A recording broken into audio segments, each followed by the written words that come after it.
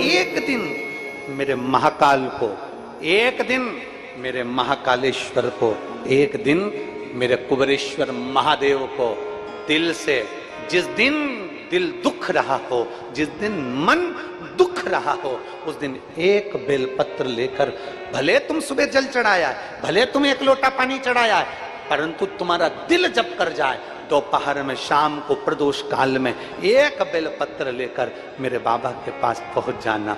बेलपत्र में वो बल होता है कि अच्छे अच्छे रोग, अच्छी अच्छी बीमारियां, अच्छी अच्छी तकलीफें, अच्छे अच्छे कष्ट भी एक बेलपत्र शंकर जी को चढ़ाने से सब मिट जाते हैं।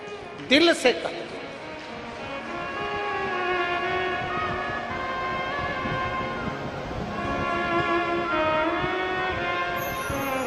मेरे बाबा सुन भी लो ये मेरी कहानी है। भगवान शिव से अपने मन की बात कहते हुए उसको दिल से एक बेलपत्र बाबा को अपने मन से कहना, बाबा बड़ी आस लगा कर आई हूं, आज बड़ा दिल दुख रहा है, बड़ा तकलीफ है, बड़ा कष्ट है, तू संभालना, तेरे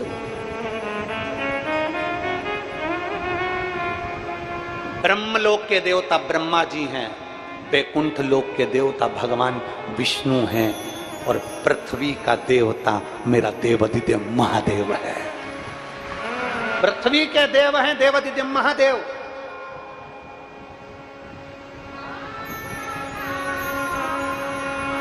तुम्हारी एक बहन 50 किलोमीटर, जम के बोलो जरा, गांव वाली से। तुम्हारा एक भाई तुम्हारे गांव में रहता है और एक भाई तुम्हारा 150 किलोमीटर दूर रायपुर में रहता है। तुम्हें तकलीफ होगी तो तुम रायपुर वाले से कहोगे कि गांव वाले से कहोगे? बोलो तो जरा, गांव वाले से। ब्रह्मा ब्रह्मलोक में, भगवान विष्णु वैकुंठ लोक में, पृथ्वी लोक के देवता हैं देवाधिदेव महादेव। जब तुम्हारे दिल में दुख हो, तकलीफ हो, कष्ट हो, एक बेलपत्री लेकर जाना शंकर के मंदिर में। समय मत देखना कि दिन है कि रात है कि सुबह है कि शाम है। सारे देवताओं की पूजन में समय देखा जाता है, पर मेरे काल अधिपति महाकाल की पूजन में कोई समय नहीं देखा जाता। सारे देवताओं की पूजन में समय देखा जाएगा, पर काल अधिपति की पूजन में समय नहीं देखा जाएगा।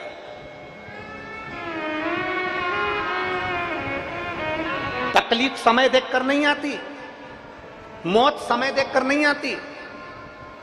अगर मौत आ जाए और तुम उससे कहो कि देखो मैं रात को 9 बजे मरूंगी, अभी तू जा, मान जाएगा कोई? दुनिया मान सकती है, मृत्यु नहीं मान सकती। तकलीफ, दुख, कष्ट, बीमारी, टेंशन, तकलीफ, ये समय देखकर नहीं आती। इसलिए शंकर भगवान के पास जाने का कोई समय नहीं है। जिस दिन तुम्हारा दिल कर जाए, जब दिल कर जाए, तब महादेव के मंदिर में एक बेलपत्र लेकर पहुंचना और अपने मन की बात देवाधिदेव महादेव से कह देना, वो सुनेगा।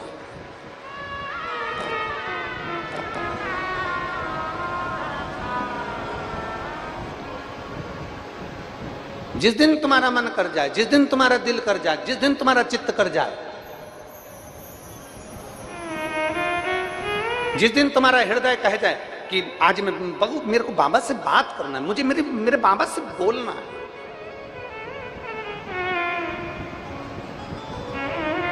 करा करो रोज रोज थोड़ी थोड़ी बात अपने अपने भोलेनाथ जी से करो। आप में से कितने लोग हैं जो शंकर जी के मंदिर में रोज बाबा से अपने दिल की बात कहकर आते हो? कहाँ करो? अपने बाप से नहीं कहोगे, अपने पिता से नहीं कहोगे तो किससे कहोगे? बेटी को ससुराल में तकलीफ होती है तो मायके में जाकर अपने पिता से कहती है, और संसार के लोगों को जब तकलीफ होती है तो महाकाल से कही जाती है, मेरे भोलेनाथ से कही जाती है, मेरे शंभू से कही जाती है। उसे कहो,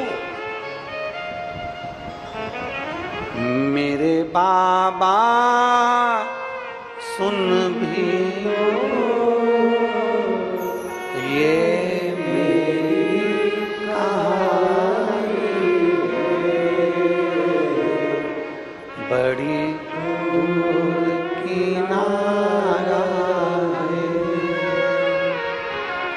बचती भी पुरानी है, भोले बाबा सुन भी लो ये मेरी कहानी है। मैंने तुमको पुकारा है,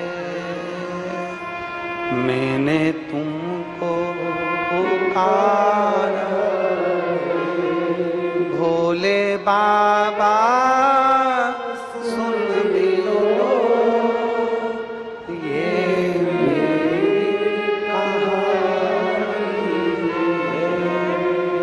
दिल से, बाबा से, मन से अपने हृदय की बात कहकर जब आप शिव के द्वार पर जाओगे, उसके पास बैठोगे, उससे बात करोगे, वो सुन लेगा, सुनेगा।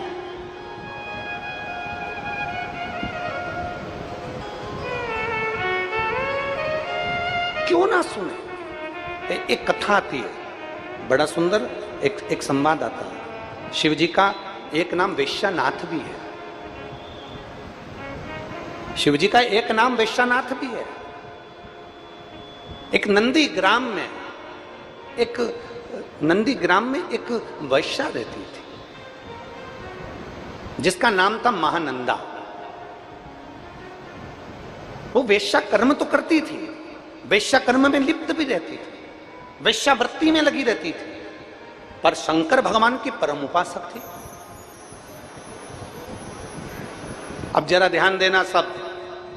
कोई कहता है कि भगवान को रिझाने के लिए मंत्र की जरूरत है, कोई कहता है भगवान को रिझाने के लिए तंत्र की जरूरत है, कोई कहता है भगवान को रिझाने के लिए स्तुति की जरूरत है, कोई कहता है भगवान को रिझाने के लिए बहुत सारे सामग्री की जरूरत है। उसको ये वेश्यानाथ भगवान शंकर की कथा सुनाना कि वेश्यावृत्ति में लिप्त रहती थी, भगवान शंकर की भक्ति में डूबी रहती थी। ना वो मंत्र जानती थी, ना वो तंत्र जानती थी, ना वो साधना जानती थी, ना वो तपस्या जानती थी, ना वो तप जानती थी, ना कुछ जानती थी। वो तो केवल एक काम जानती थी, शंकर भगवान को भस्म चढ़ाकर अपने मस्तिष्क पर त्रिपुंड लगा लेना और एक बेलपत्र समर्पित कर एक रुद्राक्ष अपने गले में धारण कर लेना। उसके वेश्यालय में जो आता था उसके गले में वो रुद्राक्ष पिना देती थी।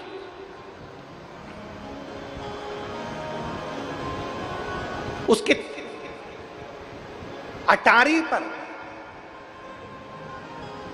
बंदर, मुर्गा, मुर्गी, कोई भी उसकी अटारी पर पशु पक्षी कोई आ जाता था, शंकर का नाम लेकर उनके गले में रुद्राक्ष पहना देती थी।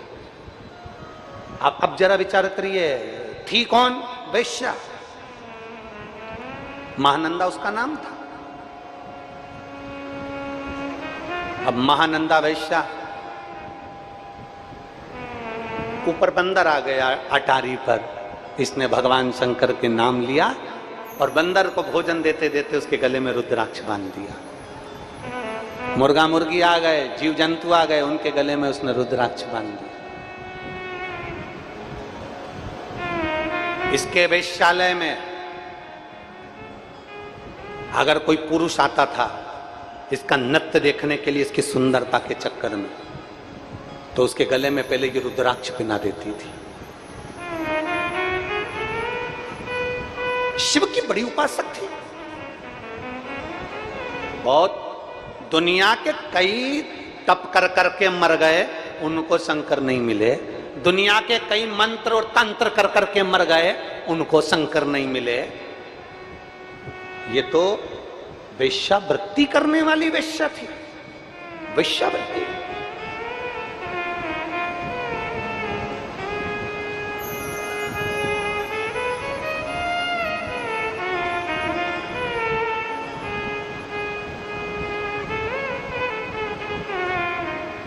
कई लोग कहते हैं, उंगली उठाने वाले कह देते हैं,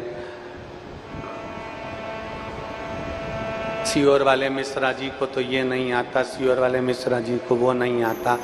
हम तो हमारी व्यासपीठ से पहले से कहते आ रहे हैं, ना हमको संस्कृत का कोई शब्द आता है ना हमें कुछ आता है। हमें तो केवल एक काम आता है, भगवान भोलेनाथ को एक लोटा जल चढ़ाओ, श्री शिवाय नमस्तुभ्यम बोलो, पंचाक्षर मंत्र नमः शिवाय बोलो, ओम नमः शिवाय बोलो, शंकर का भजन करो, कीर्तन करो, स्मरण करो।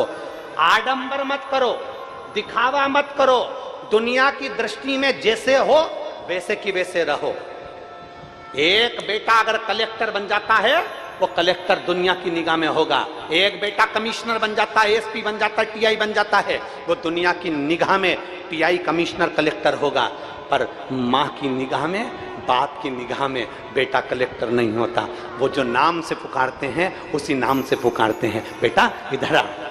बेटा दुनिया की निगाह में कलेक्टर होगा, दुनिया की निगाह में एसपी होगा, टीआई होगा, मंत्री होगा, संतरी होगा, कलेंत्री होगा, विधायक होगा, सांसद होगा, बड़े से बड़ा मंत्री पद होगा। दुनिया की निगाह में वो बड़ा होगा, पर माँ बाप की निगाह में वो बड़ा नहीं होता। उसी तरह जैसे हो वैसे ही रहो। तुम्हें दिखावा करने की जरूरत नहीं है। तुम्हें मंत्र नहीं आता, कोई बात नहीं। तुम्हें तंत्र नहीं आता, कोई बात नहीं। तुम्हें साधना नहीं आती, कोई बात नहीं। तुम्हें तप करना नहीं आता, कोई बात नहीं। तुम्हें व्रत करना नहीं आता, मैं व्रत करती हूँ गुरुजी, मेरी शरीर में मुझसे कमजोरी आ जाती। मत करो, कौन ने कहा कि व्रत करो? तुमसे जो बने तुम तो वो करो। भगवान कभी भी दिखावे से प्रसन्न नहीं होता, भगवान कभी आडंबर से प्रसन्न नहीं होता। भगवान तुमने इतना सारा विधान बता दिया, ये भी करना पड़ेगा, वो भी करना पड़ेगा, ऐसे करो, सुबह उठो, शाम उठो। बोलो बोलो, आप में से साहू परिवार वाले कितने बैठे हैं? साहू साहू कितने बैठे हैं? जरा हाथ उठाओ तो जरा। बैठे हैं? हाँ ठीक है। बहुतरमा माता की, मां कर्मा की कथा सुनी है? मां कर्मा मेरी मैया, माता कर्मा जगन्नाथ जी के लिए भोजन बनाती, आवाज लगा देती, आओ जगन्नाथ, खाओ जगन्नाथ। जगन्नाथ जी दौड़ कर आ जाते और खाकर चले जाते। जगन्नाथ जी दौड़ कर आते और कर्माबाई का खिचड़ा खाकर जाते। एक दिन एक संत ने कर्माबाई से कह दिया कि कर्मा माँ भूख लगी है। कर्माबाई अंदर से खिचड़ा लाकर दे दी। संत ने कहा तुमने स्नान किया, तुमने पूजन पाठ करी, तुमने संध्या वंदन किया, तुमने मंत्र जाप किया, तुमने नाम जाप किया? कर्माबाई ने कह दिया नहीं, मैं तो मेरे जगदीश के लिए भोजन बनाने के लिए रख देती हूँ, मेरा जगन्नाथ आता है खाकर चले जाता है। कर्माबाई के खिचड़े को संत ने नीचे डाल दिया। डालते से ही संत तो चले गए, संत चले गए।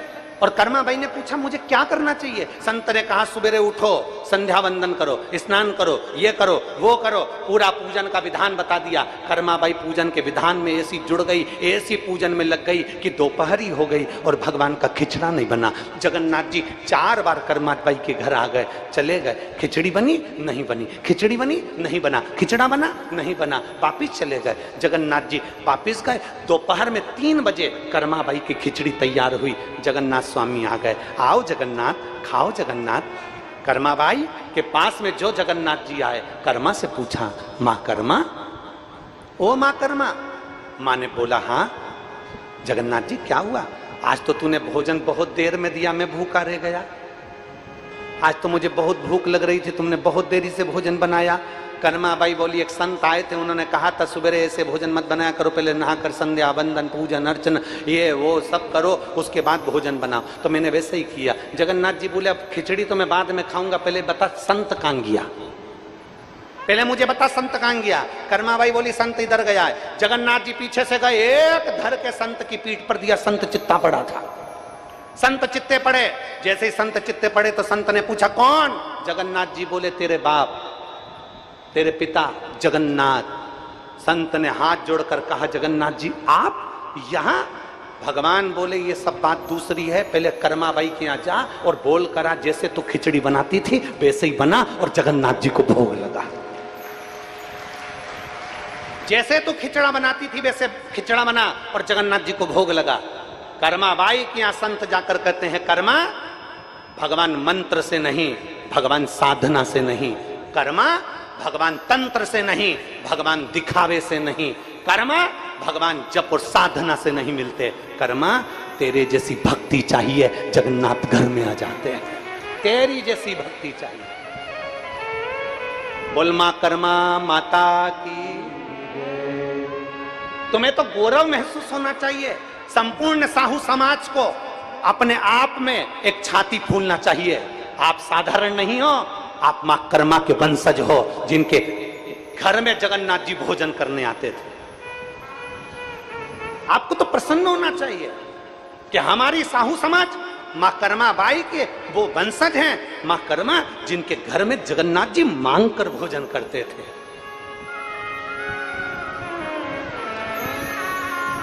और कोई तुमसे कह दे कि भगवान के पूजन बंद कर दो, कोई तुमसे कह दे शंकर के मंदिर मत जाओ, कोई तुमसे कह दे शिव के मंदिर मत जाओ, सबसे पहले आगे आना चाहिए साहू समाज को और कहना चाहिए हमारी मां भगवान को जगन्नाथ को भोजन कराती थी, तो हम भी मंदिर देवालय शिवालय कभी नहीं छोड़ सकते, हम कहीं दूसरे धर्म में नहीं जा सकते।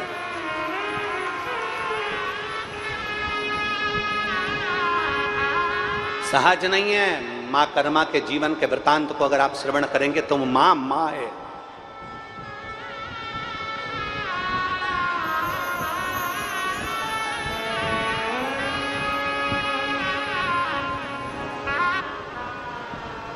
और थाली भर के लाई रखी चढ़ो, ऊपर घी की बाट की, और जीमो म्हारा श्याम धनी जिमावे। जब भाव से और भक्ति हो तो कर्मा जैसी सांवरियो घर आवेलो। भक्ति हो तो कर्मा जैसी सांवरियो घर, और सोहन लाल लोहाकर प्रभु को हर्ष हर्ष गुण गावे। सोहन लाल लोहाकर प्रभु को हर्ष हर्ष गुण गावे।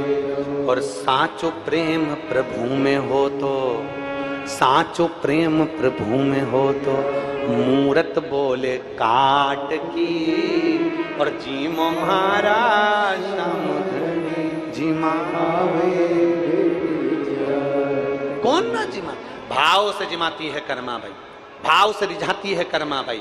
भगवान को मंत्र नहीं चाहिए, भगवान को तंत्र नहीं चाहिए, भगवान को साधना नहीं चाहिए, भगवान को स्तुति की जरूरत नहीं, भगवान को तुम्हारे निर्मल मन की जरूरत है। निर्मल मन सो मोहि पावा, मोहि छल छिद्र कपट ना भावा। तुम्हारा दिल जितना पवित्र होगा, मन जितना सुंदर होगा, दिल जितना पवित्र होगा, मेरे शिव, मेरे राम, मेरे कृष्ण, मेरे जगन्नाथ, मेरे नारायण, मेरे ब्रह्मा, मेरे दत्त तुम्हारे सम्मुख में प्रकट हो जाए। अब अंदर तो इतना कपट भरा है तुम्हारे, अंदर तुम्हारी इतनी ईर्ष्या भरी हुई है दुनिया वालों के प्रति, और सोच रहे हो कि हमें तो भगवान प्राप्त हो जाएंगे, हमारी वाणी तो बिल्कुल पक्की है, हम जो कह देंगे वो हो जाएगा। अंदर इतनी ईर्ष्या, अंदर इतना कपट, अंदर इतनी जलन, और तुम सोचो कि तुम्हारी वाणी सिद्ध हो जाएगी ना। भगवान की अविरल भक्ति के लिए दिल मन पवित्र होना चाहिए, साफ होना चाहिए।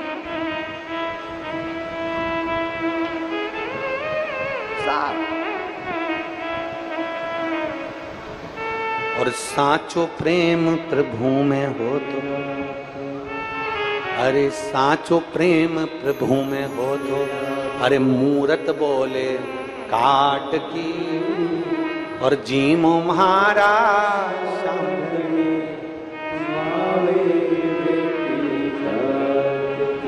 ये भीतर की भक्ति है, ये भीतर का विश्वास है, ये भीतर की श्रद्धा है।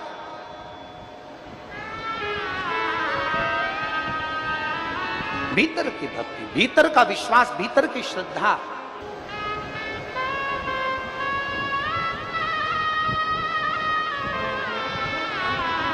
हमारे बीच में आपके क्षेत्र के विधायक महोदय पधारे हैं, एक बार जोरदार ताली बजाकर उनका साधुवाद। साधु एक भीतर का विश्वास, भीतर की भक्ति, श्रद्धा।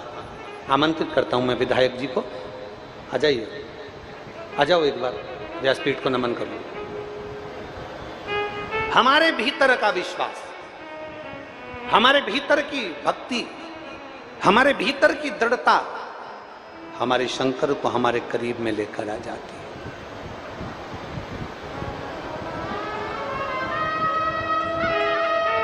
और जब हमारे भीतर की भक्ति, हमारे भीतर का विश्वास हमारे भगवान को हमारे करीब में लेकर आता है, हमारे नजदीक में लेकर आता है।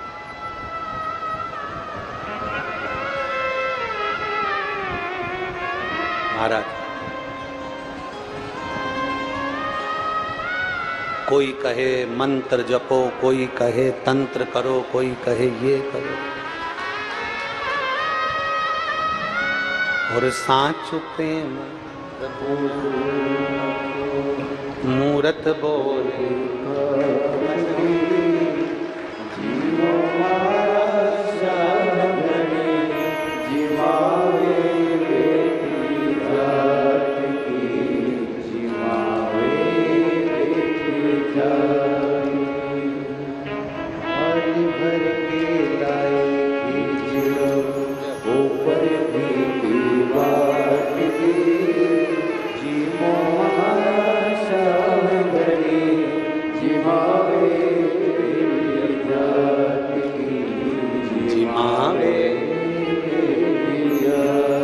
हमारे बीच में साझा विधायक ईश्वर साहू जी आए हैं। एक बार जोरदार ताली बजाकर उनका साधु का शिव तत्व की प्राप्ति। आइए बैठिए।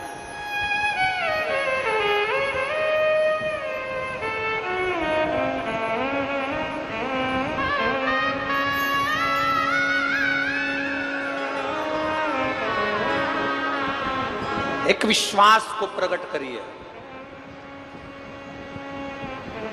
एक भरोसे को दृढ़ करिए, और जिस दिन तुम्हारा विश्वास और तुम्हारा भरोसा दृढ़ हो जाएगा, उस दिन परमात्मा को मिलने में देरी नहीं लगेगी। विश्वास, भरोसा।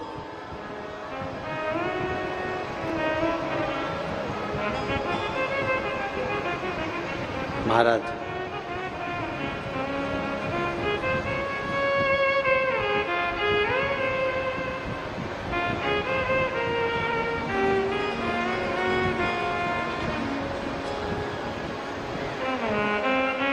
शिव को पुकारने के लिए भगवान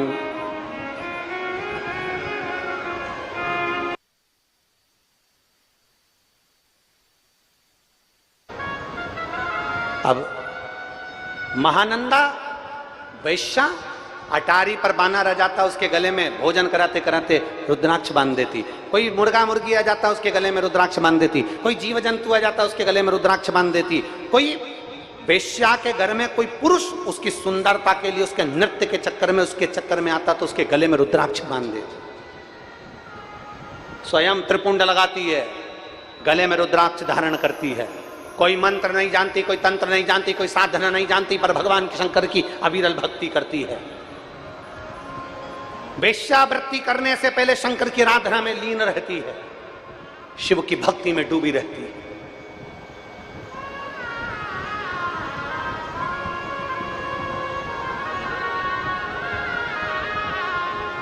वेश्यालय में कोई अगर आ भी जाता है ना, तो भगवान शिव की पहले स्तुति गाकर सुनाती है, पहले स्तुति गाकर सुनाती है।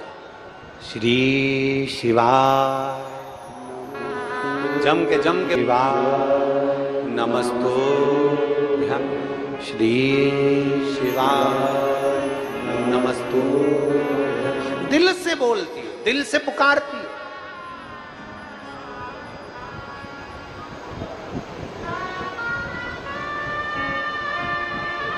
अब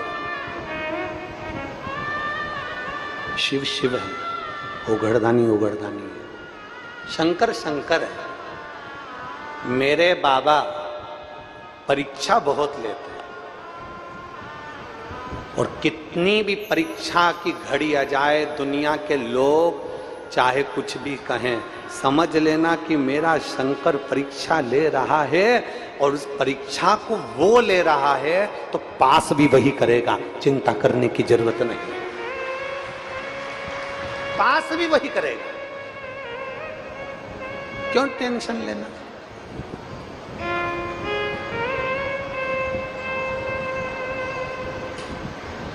महाराज,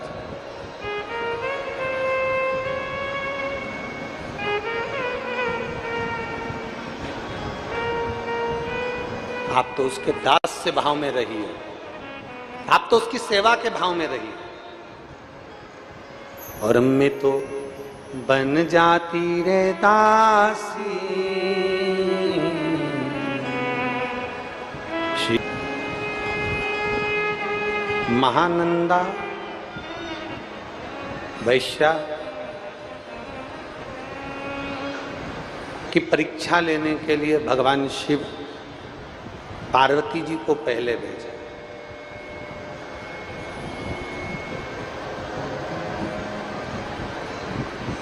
मां जगतधात्री दुर्गा भवानी को पहले भेजा।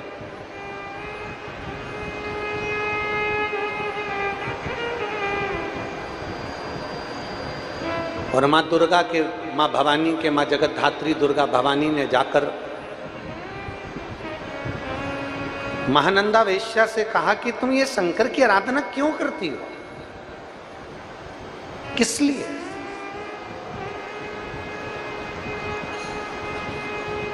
शिव की आराधना से क्या मिलेगा? मन से चलते। महानंदा ने कह दिया, मैं आपके कहने पर भगवान शंकर की भक्ति बंद नहीं कर सकती। पार्वती जी चली गई,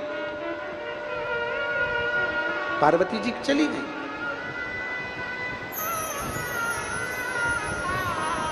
पार्वती जी गई। अब भगवान शंकर ने पार्वती जी से कहा, अब मैं परीक्षा लेता हूं, अब रुक जा तू, मैं परीक्षा लेता हूं, अब मैं जाऊंगा। चल दिए भोलेनाथ।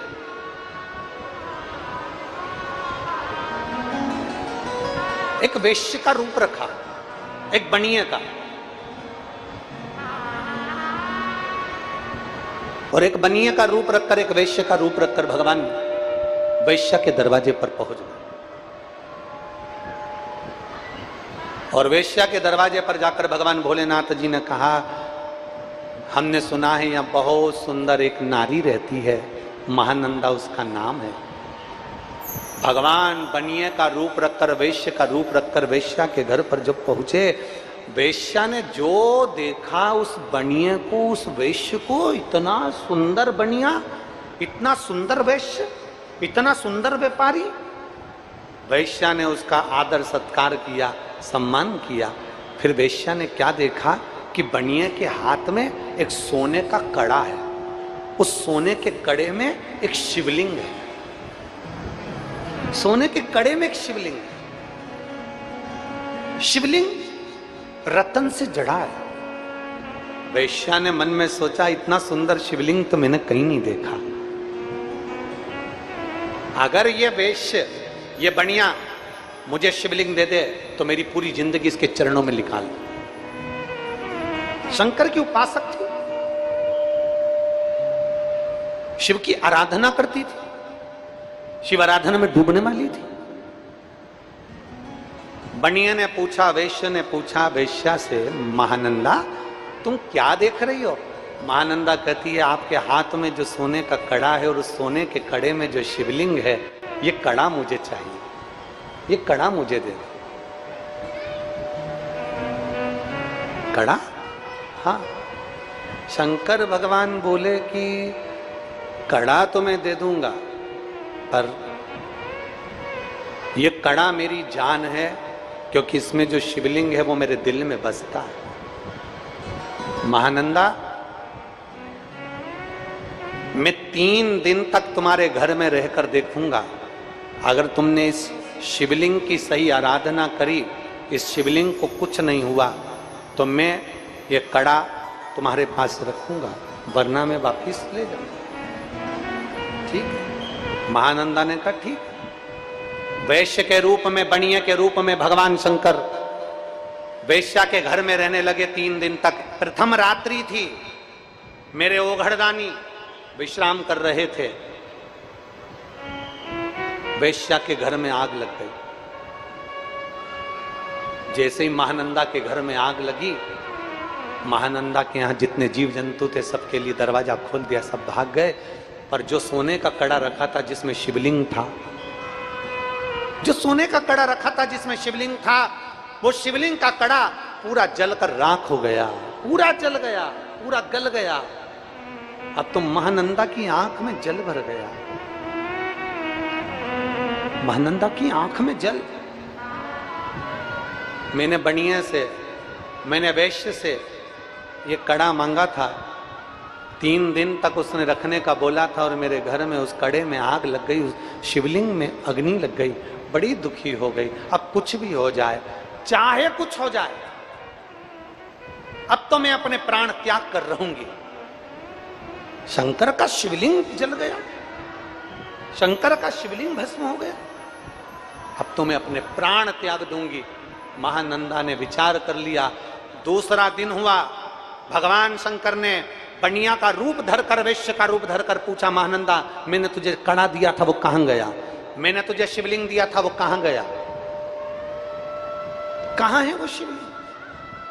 महानंदा आंख में आंसू भरकर रोती हुई कहती है, बात बनिए से, वैश्य से, सेठ जी वो शिवलिंग तो मेरा जलकर भस्म हो गया, परंतु मेरे शंकर भस्म हुए तो अब मैं शरीर नहीं रख सकती। महानंदा ने चिता लगाई, उस चिता पर महानंदा बैठ गई, और महानंदा चिता पर बैठकर हाथ जोड़कर कहती है, गांव के लोग तुम अग्नि मत लगाना, मैंने अगर मेरे दिल से, बचपन से मैंने देवाधिदेव महादेव की आराधना करी है तो इसमें अग्नि अपने आप जलेगी। देवता आश्चर्य में पड़ गए, 33 कोटि देवता खड़े हो गए, अंबारियों से पुष्प वर्षा होने लगी, और वेश्या की चिता में आग लग गई अपने आप। वेश्या की चिता में जैसी आग लगी, आग लगते से भगवान शंकर ने अपनी गंगा की धार अपनी जटा में से छोड़ दी, और जो गंगा की धार धड़कती हुई भयंकर गर्जना के साथ जो गंगा आई, आते से वेश्या के उस चिता की अग्नि को बुझा दी। चिता की अग्नि बुझी, वैश्या ने भगवान शंकर का दर्शन किया, भगवान शिव का, और भगवान शिव का दर्शन अगर वैश्या ने जैसे किया, दर्शन करते से वैश्या हाथ जोड़कर कहती है, बाबा आप? शिव जी कहते हैं मैंने परीक्षा ली थी, मैंने परीक्षा। शंकर जी कहते हैं अब तू मेरे कैलाश धाम पर रहेगी महानंदा। महानंदा कहती मैंने मंत्र नहीं जपा, मैंने तप साधना नहीं करी, मैंने तप नहीं करा, मैंने साधना नहीं करी, मैंने मंत्र नहीं जपा, मैंने आराधना नहीं करी, मैं कहीं नहीं जा पाई, ना तीर्थ गई, ना व्रत करा, ना साधना करी, फिर मेरे भोलेनाथ आप प्रसन्न कैसे हो गए? शंकर भगवान कहते हैं महानंदा तूने भले मंत्र ना पढ़ा, साधना ना करी, तप ना करा, तू तीर्थ ना गई, पर महानंदा तूने अपने दिल में मुझे बिठा कर रखा, इसलिए तेरी मुक्ति हो गई अपने दिल में। बोल बम का नारा है सारी समस्या का हल। कोई लेट बनता है, कोई जल्दी बनता है, शिव को जल चढ़ाने वाला एक दिन सेठ जरूर बनता है। ये शिव की आराधना है, उसकी कृपा बिना नहीं हो सकता। तुम मेरे धाम में जाए, मेरे धाम, तुम मेरे धाम में जाए, मेरे धाम। बड़े बड़े तपस्वी तप कर करके मर जाते हैं, भगवान नहीं मिलते। कोई साधना कर कर कर मर जाता है, भगवान नहीं मिलते। कोई तपस्या कर करके मर जाता है, भगवान नहीं मिलते। पर जिसका दिल साफ होता है ना, उसके लिए तो भगवान हर पल रहते हैं, हर पल आते हैं, हर पल, हर घड़ी आते। उसके लिए मेरा भोलेनाथ हर पल तुम्हारे सामने, हर घड़ी तुम्हारे सामने, केवल उससे पुकारने वाला चाहिए।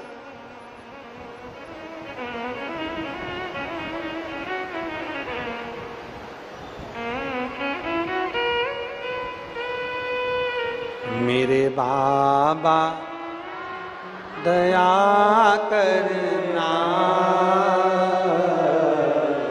मैं तेरे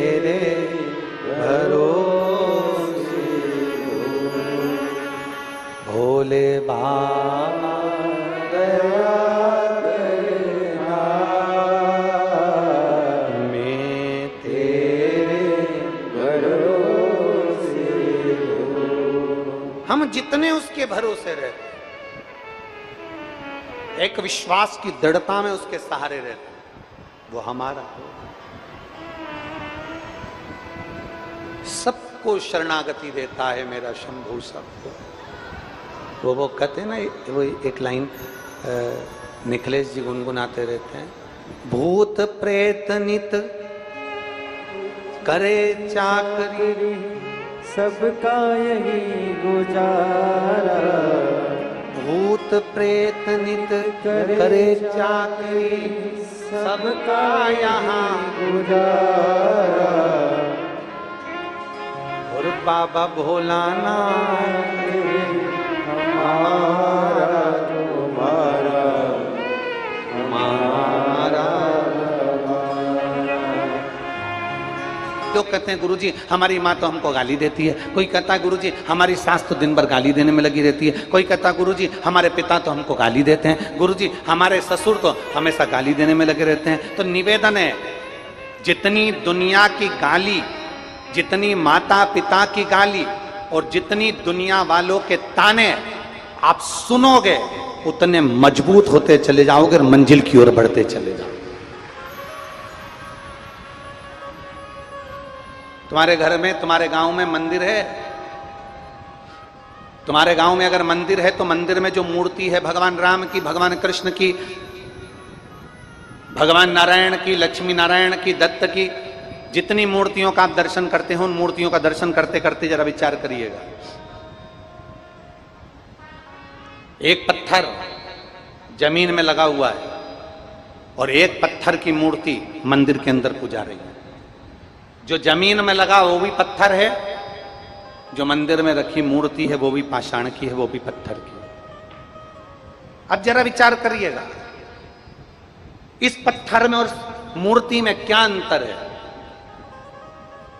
पत्थर को तरासा गया, नक्काशी करी गई, काटा गया, हथौड़ी चलाई गई, छेनी चलाई गई, खूब पत्थर को झेलना पड़ा, खूब मारा, तब जाकर वो पत्थर मूर्ति बन पाया, और मूर्ति बन गया तब जाकर वो किसी मंदिर में जाकर पूजाया, तब जाकर वो पत्थर किसी मंदिर में पूजाया। जब आपको कोई गाली देता है, अपशब्द कहता है, ताने देता है, आड़ा टेढ़ा बोलता है, आपको आपके लोग कहते हैं हमारी सास हमें गाली देती है, लोग कहते हैं हमारे ससुर हमें गाली देता है, लोग कहते हैं हमारे माता पिता हमको गाली देते हैं, वो जितना जितना देंगे, जितना जितना आपके लिए उंगली उठेगी, जितना जितना ताना दिया जाएगा, जितनी जितनी गाली दी जाएगी, जितना जितना अपशब्द कहा जाएगा, उतना उतना आप मंदिर में बैठने की एक मूर्ति की तरह से जाओगे। और याद रखना, सहन कर लिया तो मूर्ति बनकर मंदिर में पूजा गए, जो सहन नहीं कर पाए वो जमीन पर पत्थर लगकर उस पर जूते भी रखाते हैं, उस पर ठोकर भी लगती है। सहन करिए। और ये मानव का शरीर मिला है, सहना पर कहना नहीं। दुनिया अपशब्द बोले उसको बोलने दो, दुनिया ताना दे उसको देने दो, दुनिया गाली दे उसको देने दो, घर के लोग अपशब्द कहीं कहने दो, दुनिया के लोग, घर के लोग तुमको ताना दें, मेरी माँ ने ये कह दिया, मेरे पिता ने ये कह दिया, मेरे भाई ने ये कह दिया, मेरे बंधु ने ये कह दिया, मेरे सखा ने ये कह दिया, दुनिया के लोग ताना दे देने दो, दुनिया के लोग गाली दे देने दो, दुनिया के लोग अपशब्द कहने दो, सहना पर कहना नहीं, क्योंकि हम उनके जैसे नहीं हो सकते। परमात्मा ने अपना बनाकर भेजा है तो हमारी वाणी से हमें अपशब्द नहीं कहना। सह लो पर कहो ना, हमें कहना नहीं है, हमें भगवान की भक्ति में इतने डूब जाना है, हमें भगवान के भजन में इतने डूब जाना है, हमें परमात्मा के भजन में इतने डूब जाना है कि हमारे मुख से सुबह शाम दोपहर रात दिन जब भी मौका मिले भगवान शंकर का या तो पंचाक्षर मंत्र नमः शिवाय, या षडाक्षर मंत्र ओम नमः शिवाय, या फिर श्री शिवाय नमस्तुभ्यम, इस मंत्र का जाप हम करते रहें, इसका स्मरण करते रहें, हम इसको पुकारते रहें, इसको जपते रहें, या तो पंचाक्षर मंत्र जपें, षडाक्षर मंत्र जपें, या श्री शिवाय नमस्तुभ्यम जपते रहें। यह हमारी तकलीफ की घड़ी में, या हमारे दुख की घड़ी में, या हमारे कष्ट की घड़ी में हमें मजबूतता प्रदान करता है।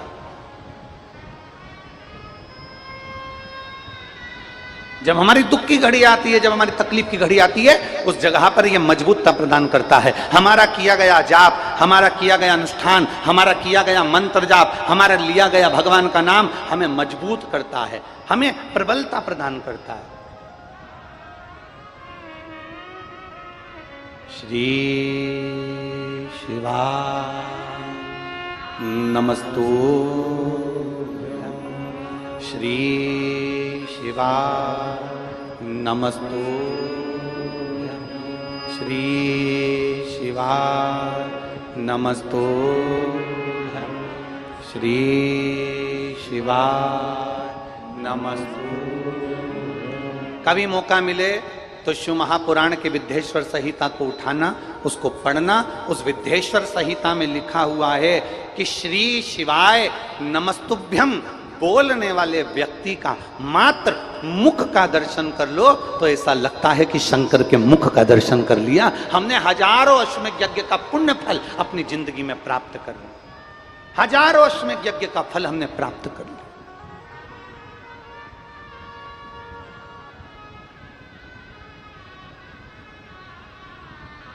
शिव कथा कर रहे,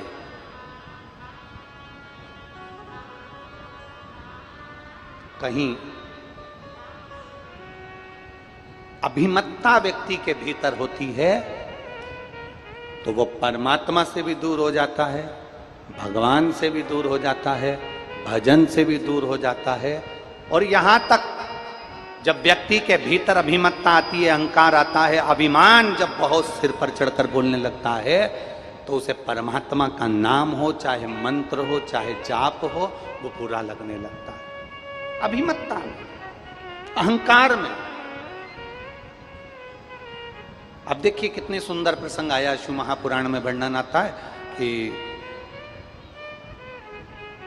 ब्रह्मदेव ने भगवान नारायण से पूछ लिया कि तुम्हारे पिता कौन?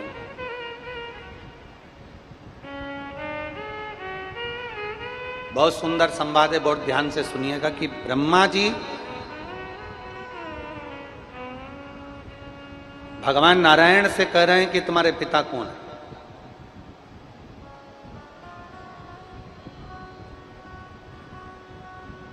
श्रीमान कैलाश जी, श्रीमान राम नारायण जी, श्रीमान प्रहलाद जी, श्रीमान ये तो हमारे यहां के पिता हैं, ये तो हमारे पृथ्वी के पिता हैं, ये तो हमारे मृत्यु लोक के पिता हैं। पर यदि सही मायने में अगर कोई तुमसे पूछे, सही मायने में अगर कोई तुमसे पूछे कि तुम्हारा पिता कौन, तो हमें छाती ठोक कर कहना चाहिए हमारा पिता देवाधिदेव महादेव है, हमारा पिता है। और वो सहज नहीं है,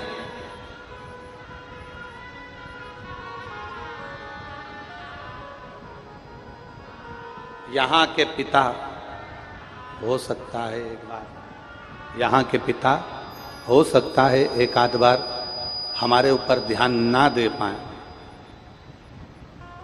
यहां का पिता हो सकता है हमारे ऊपर एक आध बार ध्यान ना दे पाए। स्वयं शिव महापुराण की कथा कह रही है, दक्ष प्रजापति की सभा में शंकर भगवान बैठे हैं,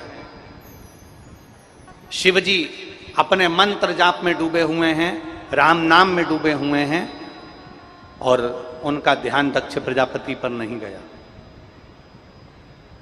हो सकता है यहां का पिता हम पर ध्यान ना दे पाए, पर इतना जरूर याद रखना कि वो पिता जिसने हमें इस पृथ्वी पर भेजा है, वो पिता जो हमें इस भूमंडल पर भेजा है, यहां का पिता भले ध्यान ना दे, पर वो परम पिता परमात्मा मेरा ओघड़दानी मेरा देवाधिदेव महादेव ध्यान जरूर देता है। अकाल मृत्यु वो मरे जो काम करे चंडाल का, काल उसका क्या बिगाड़े जो भक्त हो महाकाल का। जो शंकर की आराधना करने वाला, शिव की उपासना करने वाला, शिव भक्ति में डूबने वाला, उस पर ध्यान मेरे महादेव का जरूर रहता। और इतना तो करना स्वामी, जब प्राण तन से निकले, गोविंद नाम ले, ये प्राण तन से निकले।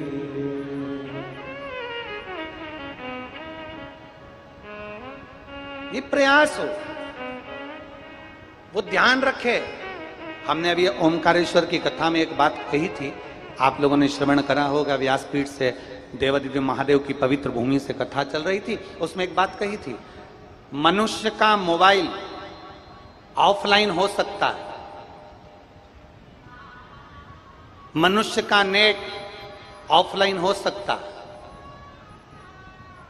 मनुष्य का नेटवर्क ऑफलाइन हो सकता है, पर परमात्मा का नेटवर्क, तुम जिस दिन से पैदा हुए हो ना, मां के गर्भ में जिस दिन से आए हो, उस दिन से लेकर मरोगे ना, तब तक भगवान का नेटवर्क कभी फेल नहीं होता, वो तुम्हारा ही रहता है,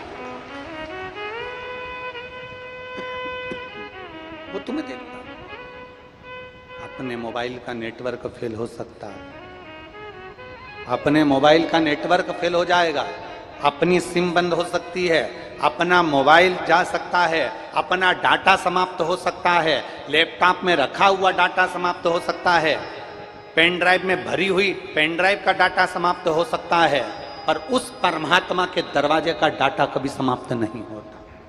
उसके पास लेखनी में लिखा है, तूने कितना भजन किया, तूने कितना आनंद लिया, तूने पवित्र भूमि में जन्म लेने के बाद भी, तीर्थ में जन्म लेने के बाद भी तेरे भीतर से कपट गया कि नहीं गया, तीर्थ में जन्म लेने के बाद भी तू भगवत भजन करा कि नहीं करा, पावन तीर्थ में जन्म लेने के बाद भी अगर तुम गलत काम करते रहे, ईर्ष्या रखते रहे, निंदा करते रहे, गलत कार्य करते रहे, ये उसके डाटा में जमा है। और मालूम पड़े संसार का मनुष्य एक छोटे से गांव में रह रहा है, एक छोटे से गंडई जैसे क्षेत्र में, मां गंगई की पवित्र भूमि पर आप रह रहे हैं, छोटे से गांव में, छोटे से नगर में, छोटे से शहर में आप रह रहे हैं। और छोटे से शहर में रहने के बाद भी अगर आपके भीतर परमात्मा का भजन है, तो याद रखना कि आप तीर्थ में बैठे हुए किसी साधु सन्यासी से बढ़कर आप हैं, क्योंकि आप छोटे से शहर और नगर में रहकर भी भगवान की भक्ति में डूबे हुए हैं। छोटे से नगर में रहने के बाद भी आप भगवान की विरल भक्ति में डूबे हुए हैं, भजन में डूबे हुए हैं, कीर्तन में डूबे हुए हैं। और वो भक्ति, वो भजन खाली नहीं जाता। एक पत्र है, देखिए,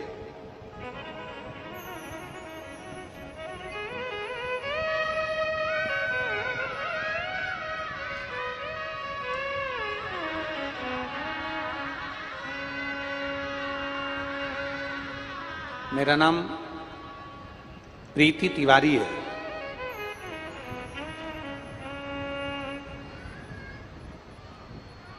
कहीं बैठी हैं प्रीति तिवारी?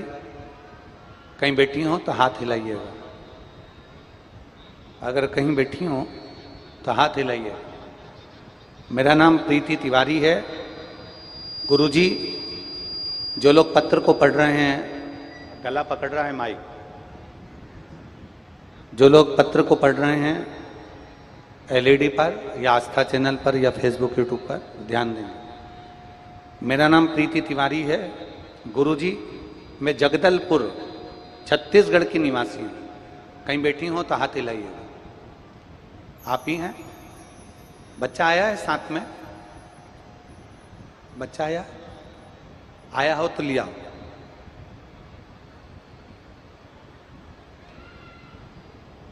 अगर नहीं आया है,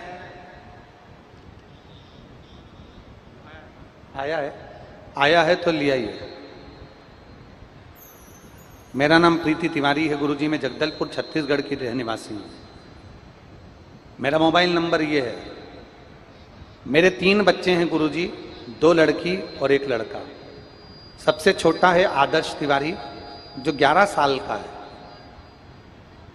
वह बाकी के बच्चों की तरह ना तो चल पाता था, ना ही ठीक से बाकी के बच्चों की तरह बोल पाता था, और ना ही बाकी के बच्चों की तरह अच्छे से समझ पाता था। फिर हमने सोचा कि हमें एक बार जांच करवानी चाहिए। तो हमने जब जांच करवाया तो पता चला कि उसको डाउन सिंड्रोम नामक एक बीमारी है। इसमें ना तो बच्चा ठीक से बोल पाता है और ना ही ठीक से बाकी बच्चों की तरह ठीक से समझ पाता है, और बाकी बच्चों की तरह शरीर का विकास भी नहीं होता है। गुरुदेव, आज मेरा बेटा बाबा देवाधिदेव महादेव का पूरा नाम, मंत्र का पूरा जाप करता है। दुनिया के लोग मुझसे पूछें कि श्री शिवाय नमस्तुभ्यम में क्या है, कोई मुझसे पूछे, मेरा बेटा एक शब्द नहीं बोल पाता था, चल नहीं पाता था, बैठ नहीं पाता था, पलंग पर पड़ा रहता था। आज कोई मुझसे पूछे श्री शिवाय नमस्तुभ्यम में क्या है, आज मेरा बेटा बाबा देवाधिदेव महादेव की कृपा से 11 साल के बाद मुख से उसके श्री शिवाय नमस्तुभ्यम निकलता है। आज मेरा बेटा अच्छे से चल फिर पाता है, अच्छे से बोलना भी शुरू कर दिया है। बाबा की इतनी अच्छी असीम कृपा हुई है कि सीहोर में हम 3 साल की कथा सुन रहे हैं। 2022, 2023, 2024 हमने 3 बार की कथा सीहोर कुबेरेश्वर धाम की सुनी। वहाँ का रुद्राक्ष का जल मैं अपने बच्चे को देती हूँ, और मेरा बच्चा जो उठ नहीं पाता था, बैठ नहीं पाता था, बोल नहीं पाता था, चल नहीं पाता था, पलंग पर रहता था, आज मेरा बेटा श्री शिवाय नमस्तुभ्यम भी बोलता है, चलता भी है, फिरता भी है और बात भी करता है। ये मेरे शिव की कृपा, ये मेरे शंकर की कृपा। मैं बाबा को प्रणाम करने के लिए आई, और तेरी कृपा बिना न हिले एक भी अणु, लेते हैं श्वास तेरी कृपा से, बखान क्या करूं मैं राखों के ढेर का, चपटी भगोद में खजाना कुबेर का, हे गंगाधार मुक्ति द्वार ओमकार तू, भोले ओमकार तू, आयो शरण तिहारी शंभु तार तू। ये शिव की कृपा, ये उसकी गोगरदानी की कृपा, ये उस दातार की कृपा, ये उस दयालु की कृपा, ये उस करुणा सागर की कृपा है। जब हम उसको दिल से रिझाते हैं, जब हम उसको दिल से पुकारते हैं, जब हम उसको दिल से पुकारते हैं, रिझाते हैं, दिल से उसको बुलाते हैं, वो सुनता है।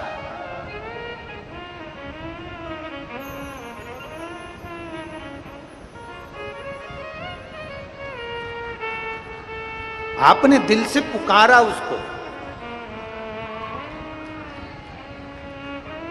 आपने दिल से उसको आवाज दी, आपने दिल से उसको नमन किया, आपने दिल से उसको पुकारा, तो क्यों ना सुने। केवल उसको हृदय से पुकारा जाए। और मेरे भोले दया करना, मैं तेरे भरोसे हूँ, मेरे बाबा दया करना, मैं तेरे भरोसे हूँ।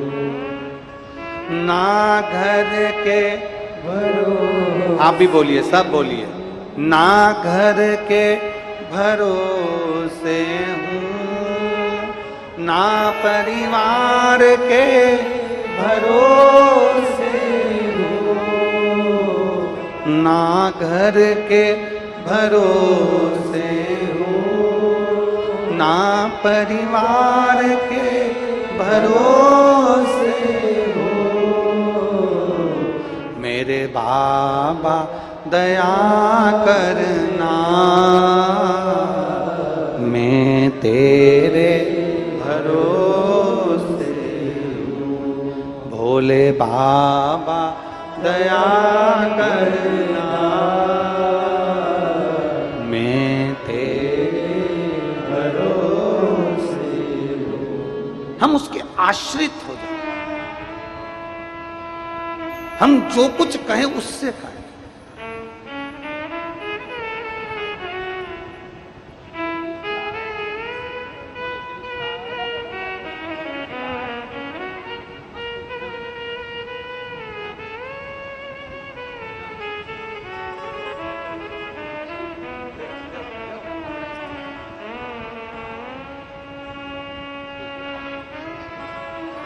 ये बालक, इसको एक बीमारी डॉक्टर के हिसाब से, जिसके अंतर्गत डाउन सिंड्रोम नाम की एक बीमारी है। चलता नहीं था, बैठता नहीं था, बोलता नहीं था 11 साल तक, पर देवाधिदेव महादेव की कृपा से शंकर का चढ़ा हुआ जल दिया तो बोला भी, चला भी और आया। बाबा ने इतना भी कर दिया ना तो वो और अच्छा था। बाबा रो नहीं, अब तो बाबा ने इतना चलाने के लायक उसको कर दिया, बैठने के लायक कर दिया, थोड़ा बोलने के लायक कर दिया।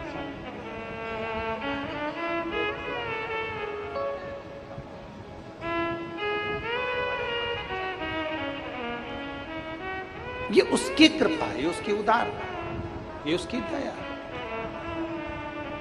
और जिस दिन विश्वास पक्का होगा,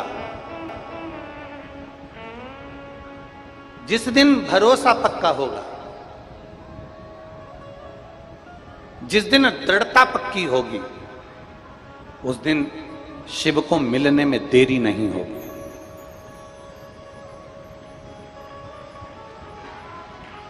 शंकर मिलेंगे। ना तो सियोर वाला महाराज आया, ना कोई भभूति, ना कोई बेल, ना कोई श्रीफल, ना हमारे पास से कुछ तुमको दिया जाता है।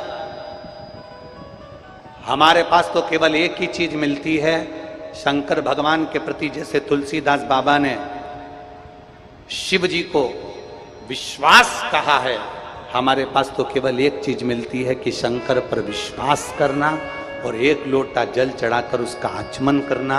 एक ना एक दिन देवाधिदेव महादेव तुझे सुनेगा जरूर और देगा जरूर, देगा।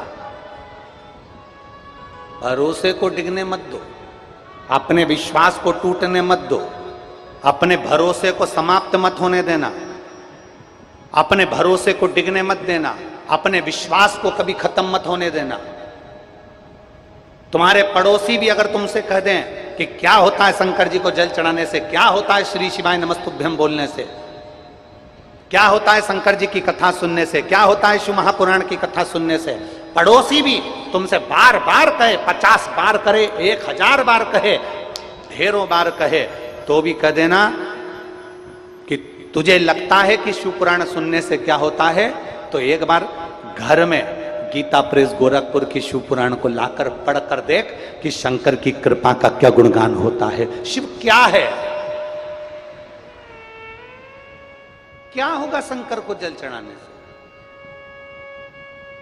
क्या होगा बेलपत्र खाने से, क्या होगा रुद्राक्ष का जल पीने से। जिन्होंने रुद्राक्ष का जल पिया है उसको आज भी मालूम है कि रुद्राक्ष का जल साधारण नहीं। एक पत्र है, देखिए इस पत्र में पहले जो फोटो लगे हैं आप उनको देखिए, जो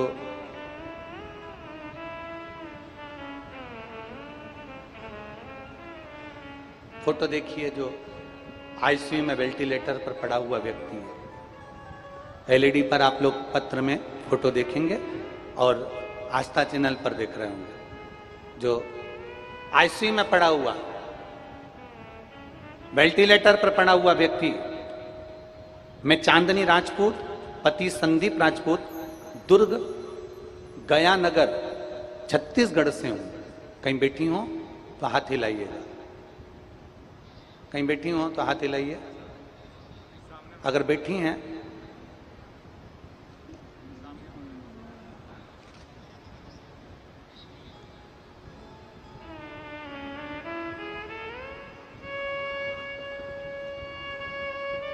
बैठी हो तो एक बेलपत्र लेने के लिए आप आ सकती हैं। मैं चांदनी राजपूत पति संदीप राजपूत दुर्ग गया नगर छत्तीसगढ़ से हूँ गुरुदेव। मैं शिव की कृपा का क्या गुणगान करना चाहती हूँ।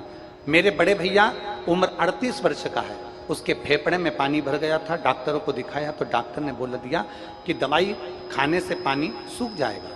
भाई का दवाई 6 महीने तक चला, आराम नहीं गिला। परेशानी बढ़ती गई। रायपुर के एम्स हॉस्पिटल में दिखाया तो डॉक्टर ने ऑपरेशन का बोल दिया। परेशानी बढ़ते गया, पानी पूरा मवाद बन गया था, फेफड़े में मवाद जम गया। एम्स हॉस्पिटल में डॉक्टर ने बोला यह बहुत समय लगेगा इलाज में, आप लोग कहीं और ले जाएं। समझ में नहीं आया हम कहाँ जाएं। फिर परिवार वालों ने बताया कि एसएमसी हॉस्पिटल ले जाओ। वहाँ गए तो डॉक्टर ने ऑपरेशन करने का बोल दिया। मेरे भाई का पहला ऑपरेशन 3/4/2024 को चौथे महीने में हुआ। फिर एक सप्ताह के बाद एक्सरा हुआ तो डॉक्टर ने फिर बोल दिया कि इसके फेफड़े में फिर मवाद भरा गया। वापिस मेरे भाई का दूसरा ऑपरेशन 25/4/2024 को हुआ। लेकिन 2 दिन बाद फिर वापिस उसकी तबीयत खराब हो गई और चेक किया। डॉक्टर ने बोला अब ये कभी जिंदगी में ठीक नहीं होगा, क्योंकि इसके फेफड़े मवाद बना रहे हैं और मवाद इसके शरीर में जम रहा है। अपन ने 2 ऑपरेशन कर दिए है, उसके बाद अब इसका कोई तोड़ नहीं नजर आ रहा। माँ पापा बहुत परेशान हो गए, अब करें तो करें क्या। तब हमने सीहोर जाकर रुद्राक्ष लिया और उस रुद्राक्ष को तांबे के कलश में जलाकर बेलपत्र के साथ शिव जी को चढ़ाना प्रारंभ करा। मंदिर जाते, बेलपत्र लाते, भाई को देते और उस पानी को थोड़ा सा पिला देते। आज बाबा की कृपा का मैं क्या गुणगान करूं गुरुदेव। डॉक्टरों ने जवाब दे दिया था कि पूरी जिंदगी ऐसा ही रहेगा, चल नहीं पाएगा, फिर नहीं पाएगा, काम नहीं कर पाएगा। आज बाबा की कृपा से मेरा भाई पूरी तरह से ठीक है, जिसका फोटो मैं पीछे लगा रही हूँ। आज मेरा भाई पूर्ण तरह से ठीक है। आप लोग एलईडी पर आस्था चैनल पर फोटो देख सकते हैं। ये दूसरा, वो घर आ गया। उन्होंने एक बात बहुत अच्छी लिखी। रायपुर अमलेश्वर की कथा में पहले दिन हम पहुंचे, भाई की तबीयत इतनी खराब थी, हमने अमलेश्वर की कथा में जाकर सबके हाथ जोड़े, उनसे निवेदन किया कि एक बेलपत्र दे दो। पहले दिन की कथा में हमें किसी ने बेलपत्र नहीं दिया। तब हमने वहां खड़े हुए एक बाउंसर से कहा, भैया मेरे भाई की तबीयत खराब है, मेरी भाभी रोती हुई आई है, आप बेलपत्र दे दो। बाउंसर ने कहा ऊपर तो हम नहीं जा सकते, पर एक काम करते हैं, हमारे पास में एक बेलपत्र पर्स में रखी है, हम दे देते हैं। और बेलपत्र तो दे रहे हैं, पर जहां कथा हो रही है वहां की मिट्टी उठा कर ले जाओ। मेरी भाभी अमलेश्वर की मिट्टी उठा के ले गई और एक बेलपत्र बाउंसर से मांग कर ले गई। हमने वो बेलपत्र भाई को दी और मिट्टी उसके शरीर पर लगाना प्रारंभ करा। देव अधिदेव महादेव की कृपा से 7 दिन की कथा पूरी हुई और मेरे भाई की छुट्टी हो गई। मैं बाबा को धन्यवाद देता हूं यहां प्रणाम करने के लिए। ये शिव तत्व है, ये ओघड़ी है, ये शंभू है, ये त्रिकालदर्शी है।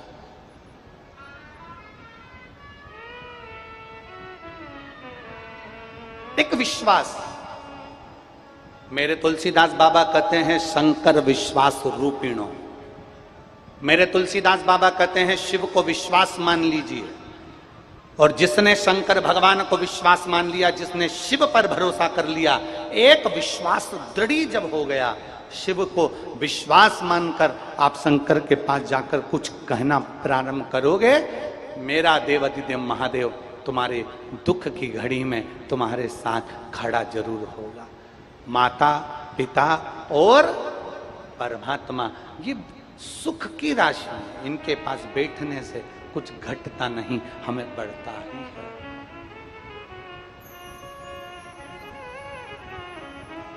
एक भरोसा दृढ़ कर लो,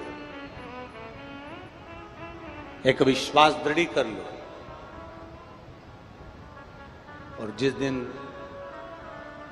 तुम्हारा भरोसा, जिस दिन तुम्हारा विश्वास दृढ़ हो जाएगा, उस दिन तुम परमात्मा के करीब में होगे, भोलेनाथ तुम्हारे नजदीक में होगा। नजदीक कभी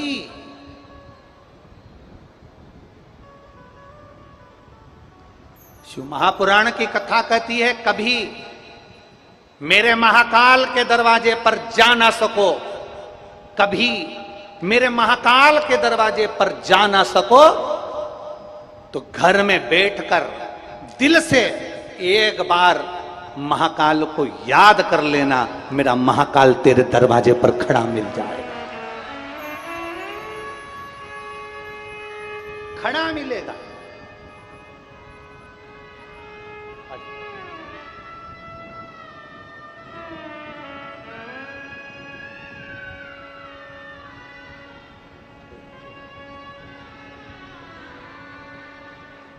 ठीक है बेटा, ठीक है,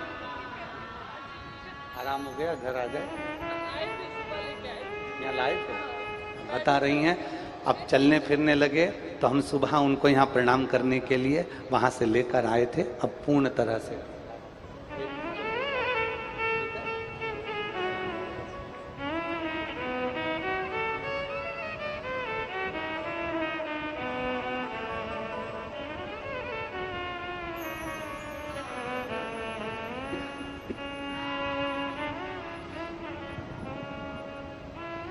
एक विश्वास को दृढ़ कर लीजिए। और जिस दिन तुम्हारा भरोसा, जिस दिन तुम्हारा विश्वास दृढ़ हो जाएगा, उस दिन तुम्हें समझ में आ जाएगा कि जिस शिवलिंग पर हम जल चढ़ा रहे हैं, जिस महादेव की कथा को हम श्रवण कर रहे हैं, वो शिवलिंग, वो महादेव और महादेव की कथा साधारण नहीं है। दुनिया कितना भी कहे, दुनिया कितना भी बोले, पर आप भगवान शंकर की अविरल भक्ति में डूबना प्रारंभ कर दीजिए, उसको भजो।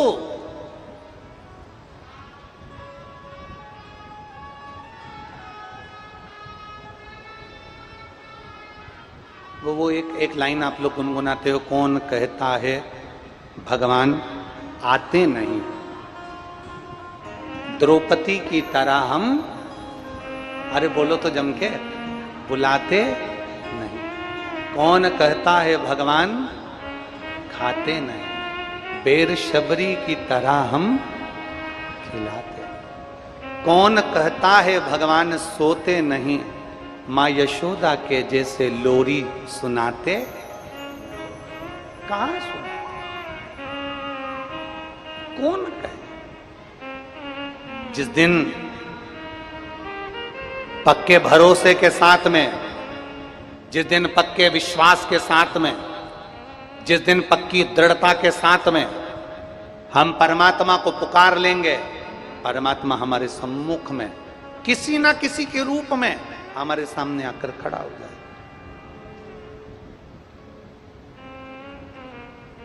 अपने समय ब्रह्मा जी के भीतर थोड़ी सी अभिमतता आ गई थी। ब्रह्मदेव ने पूछ लिया भगवान नारायण से, तुम्हारे पिता कौन है, तुम्हारे पिता कौन? भगवान विष्णु ने सहज स्वभाव में कह दिया, बड़ी सरलता में कहा, मेरे पिता देवाधिदेव महादेव हैं।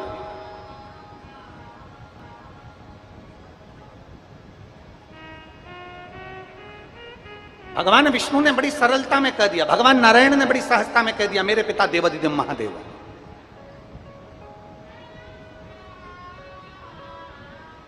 भगवान नारायण के पिता देवाधिदेव महादेव? हाँ,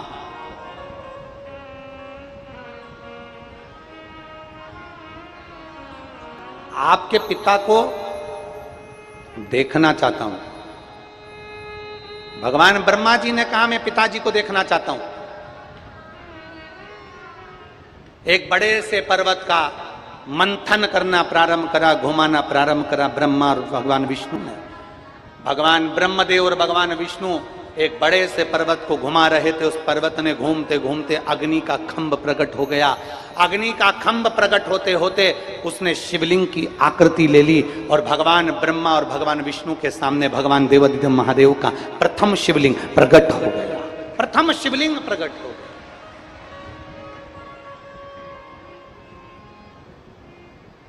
अब दुनिया के लोगों की भ्रांतियां देखिए। अब कोई तो कह देता है कि शंकर भगवान के शिवलिंग की आराधना मत करो, कोई कह देता है शंकर भगवान के शिवलिंग पर जल मत चढ़ाओ, कोई कह देता है शंकर भगवान के शिवलिंग की पूजन ना करो, क्योंकि कई लोग अपने अपने विचार रख देते हैं। पर शिव महापुराण की कथा कहती है, विदेश्वर संहिता कहती है, भगवान ब्रह्मा और भगवान विष्णु ने एक बड़े से पर्वत को घुमाना प्रारंभ करा और घुमाते घुमाते शंकर भगवान का स्वरूप वहां प्रकट हो गया। वो शिवलिंग की आकृति प्रकट हो गई, भगवान शंकर वहां प्रकट हो गए और आकाशवाणी हुई, ब्रह्मदेव तुम भगवान नारायण के पिता को जानना चाहते थे, मेरे स्वरूप का दर्शन तुमको हुआ है। मृत्युलोक में, संसार सागर में, पृथ्वी पर, इस भूमंडल में जो संसार के मनुष्य मेरे इस स्वरूप की पूजन करेंगे, शंकर भगवान कहते हैं मेरे इस लिंग स्वरूप की पूजन करेंगे, संसार का वो मनुष्य मेरी आराधना करते हुए सर्व सुखों को पाता हुआ अंत में कैलाश धाम पर जाकर विराजमान हो जाएगा। जिसने शिव को भज लिया, जिसने शंकर को जान लिया, जिसने भगवान देवादिदेव महादेव को पहचान लिया, वो जान गया कि शिव तत्व है क्या।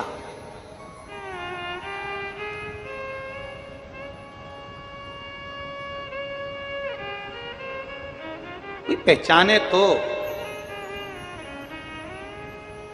कोई जाने तो। ये उसी में का है जैसे किसी की गाड़ी की पहिए की हवा निकल गई, किसी के गाड़ी के पहिए की हवा निकल गई। हवा निकली तो वो हवा डलवाने के लिए गया और उसने गांव में जाकर पूछा, भैया हवा कहाँ मिलेगी? तो गांव वाले भैया ने कहा, हवा तो सब दूर है, सभी जगह। उसने कहा, भैया हवा तो सब दूर है पर हवा मिलेगी कहाँ? तो उसने कहा कि सब जगह हवा है, संसार में पूरे में हवा ही हवा है, हवा कहाँ नहीं है। उसने कहा इससे तो बेवकूफ है, इससे क्या बात करना। अगला चले गए, फिर आगे गया, फिर जाकर पूछा, भैया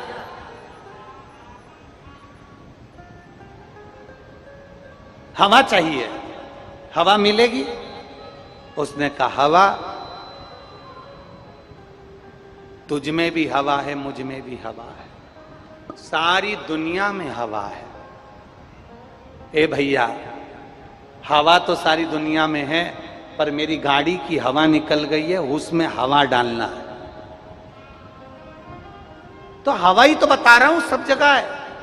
अब गाड़ी में हवा भरना है तो ऐसे पकड़ पकड़ के भर सकते हो क्या? जम के बोलो जरा, अरे बोलो तो रे गंडई वालों, पकड़ पकड़ के हवा को भर लोगे? नहीं, गाड़ी में अगर हवा भरना है तो हवा की मशीन वाले के पास जाना पड़ेगा, मशीन वाला उस हवा को भरेगा, तब जाकर गाड़ी के चक्के में हवा भराएगी, तब जाकर वो गाड़ी आगे बढ़ पाएगी। शिव महापुराण की कथा कहती है, हवा सब जगह है, परमात्मा सब जगह है, हर जगह परमात्मा बैठा है, कण कण में भगवान बैठा है, सब दूर परमात्मा बैठा है। गाय के नस नस में दूध होता है और गाय का दूध गाय के थन से निकलता है, गाय का दूध गाय के कान से नहीं निकलता, गाय का दूध गाय के मुख से नहीं निकलता, गाय का दूध गाय के नाक से नहीं निकलता, गाय का दूध गाय के थन से निकलता है। गाय के नस नस में दूध है पर निकलने का स्थान गाय का थन है, उसी तरह परमात्मा कण कण में है पर उसको पाने का स्थान शिवालय और शिव महापुराण की कथा है।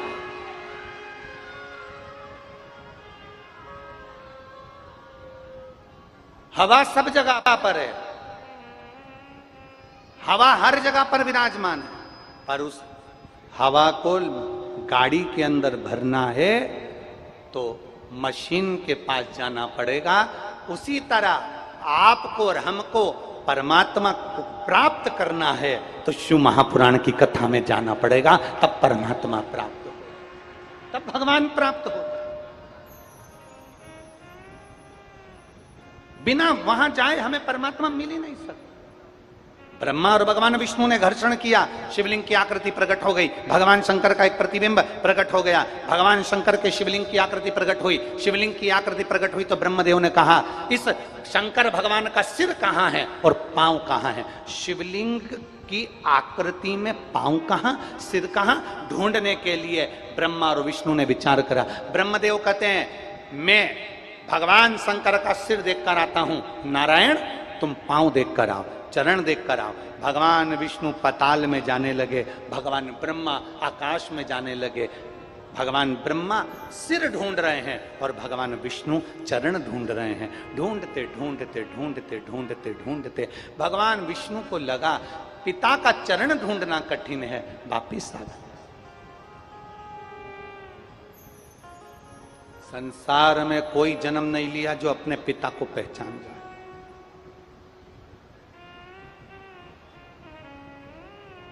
पूरे भूमंडल पर, पृथ्वी पर, संसार में कोई ऐसा जन्मा नहीं है जो पूर्ण ब्रह्म की तरह है।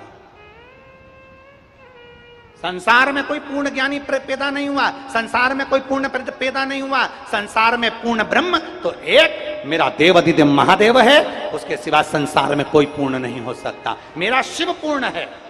दुनिया के लोग कहते हैं हम बड़े ज्ञानी हैं, दुनिया के लोग कहते हैं हम महाज्ञानी हैं, दुनिया के लोग कहते हैं हमने इतने वेद, इतने पुराण, इतने शास्त्र पढ़ के रखे हैं, हमारे पास में हमें ये मंत्र आता, हमें वो मंत्र आता, हमें ये तंत्र आता, हमें वो तंत्र आता। दुनिया में कोई पूर्ण ज्ञानी पैदा नहीं हुआ, संसार में कोई पूर्ण ज्ञानी पैदा नहीं हुआ।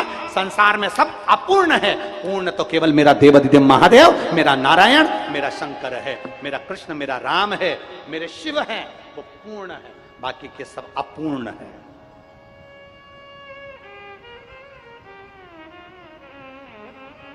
अपूर्ण है। पूर्ण मेरा शिव है, पूर्ण मेरा नारायण है, पूर्ण मेरे राम है, पूर्ण मेरे कृष्ण है, पूर्ण मेरा दत्त है। उसको पहचान। और शंभु शरणे मांगू घड़ी रे दुख काटो दया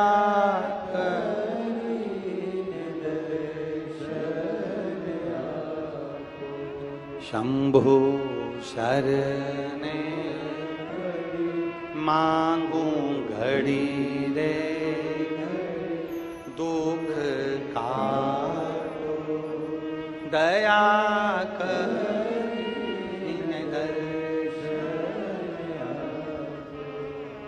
हम उसको पाने का प्रयास करें। ब्रह्मा जी गए शीश ढूंढने के लिए, नहीं मिला, केतकी के फूल को लिया है, गौ माता को लिया है। तुम मेरी ओर से सत्य बोल देना, तुम मेरी ओर से सत्य बोलने का प्रयास करना, मेरी ओर से जाकर बोल देना। तो इतने में केतकी के फूल ने बोला तुम्हें तो भगवान शंकर का सिर नहीं मिला, फिर सत्य क्या हुआ? ये तो असत्य हुआ। भगवान ब्रह्मा जी ने कहा अगर केतकी के फूल तो शंकर भगवान के सामने जाकर, भगवान नारायण के सामने जाकर बोल देगा कि शिव जी का सिर ब्रह्मा जी को मिल गया, मैं तुझे सारे देवताओं पर चढ़ाने की अनुमति दे दूंगा। गौ माता ने कहा मैं झूठ नहीं बोलूंगी। ब्रह्मा जी ने कहा मैं सबसे पहली रोटी घर की तुझे खिलवाऊंगा, तू चल के बोल दे नारायण के सामने कि ब्रह्मा जी को शंकर भगवान का सिर मिल गया। भगवान नारायण से पूछा गया, ब्रह्मा जी ने पूछा प्रभु आपको क्या शंकर भगवान के चरण मिल गए?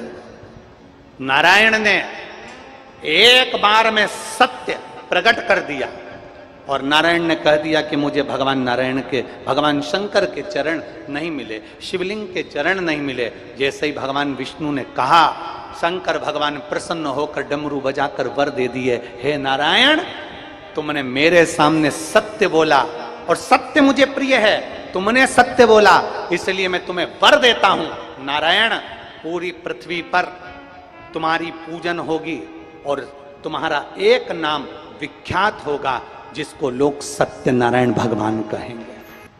बोल सत्यनारायण भगवान की। भगवान विष्णु ने सत्य कहा इसलिए उनका नाम क्या हो गया? जम के बोलो जरा, सत्यनारायण। ब्रह्मा जी से भगवान विष्णु ने पूछा कि क्या तुमको भगवान शंकर का सिर मिल गया? ब्रह्मा जी बोले हाँ मुझे सिर मिल गया। ना मानो तो पूछो इस केतकी के फूल से। केतकी के पुष्प को भगवान ब्रह्मदेव ने उठाया और बोला, बोल केतकी के पुष्प, मुझे सिर मिला कि नहीं मिला? केतकी के फूल ने भगवान शंकर और नारायण के सामने झूठ बोल दिया कि ब्रह्मा जी को शंकर भगवान का सिर मिल गया। इतने में आकाशवाणी हो गई, ब्रह्मदेव ये केतकी का फूल झूठ बोल रहा है और तुम झूठ बोल रहे हो,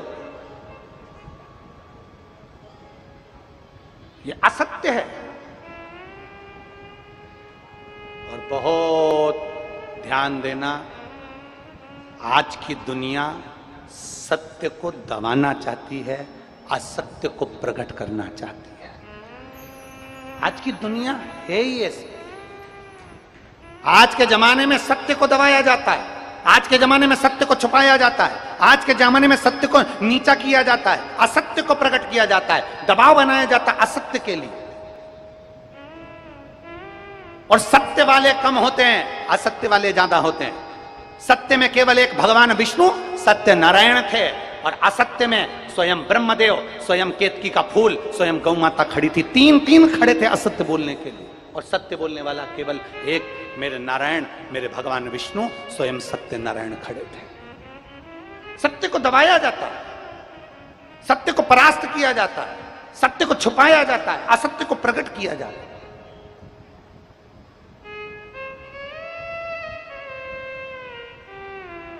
और झूठे संसार में झूठों का बोलबाला। यीशु महापुराण की कथा कर रही है, केतकी के पुष्प ने झूठ बोल दिया। भगवान शंकर ने कहा, केतकी के पुष्प तू मेरे सामने झूठ बोल रहा है, मैं तुझे श्राप देता हूं, सारे देवताओं पर चढ़ेगा पर शंकर पर कभी नहीं चढ़ेगा। अगर भूल से भी केतकी के पुष्प तू शिव पर चढ़ गया, तुझे हजारों गौ हत्या के बराबर, ब्रह्म हत्या के बराबर दोष लग जाएगा। केतकी का फूल आंखों से आंसू बहाने लगा। समय आया, गौ माता से ब्रह्मदेव ने कहा, गौ माता तुम बोलो कि शंकर भगवान का सिर ब्रह्मा जी को मिल गया। गौ माता ने कह दिया, ब्रह्मदेव को भगवान शिव का शीश मिल गया। शंकर भगवान की आकाशवाणी हुई, गौ माता तू जगत की मां है, जगत का भरण पोषण करने वाली जगत धात्री कहलाती है गौ माता, और तू मेरे शिवलिंग के सामने झूठ बोल रही है। हे गौ माता, तेरा पूरा शरीर पूजा जाएगा, पर तूने जिस मुख से झूठ बोला है, तेरा मुख नहीं पूजा जाएगा।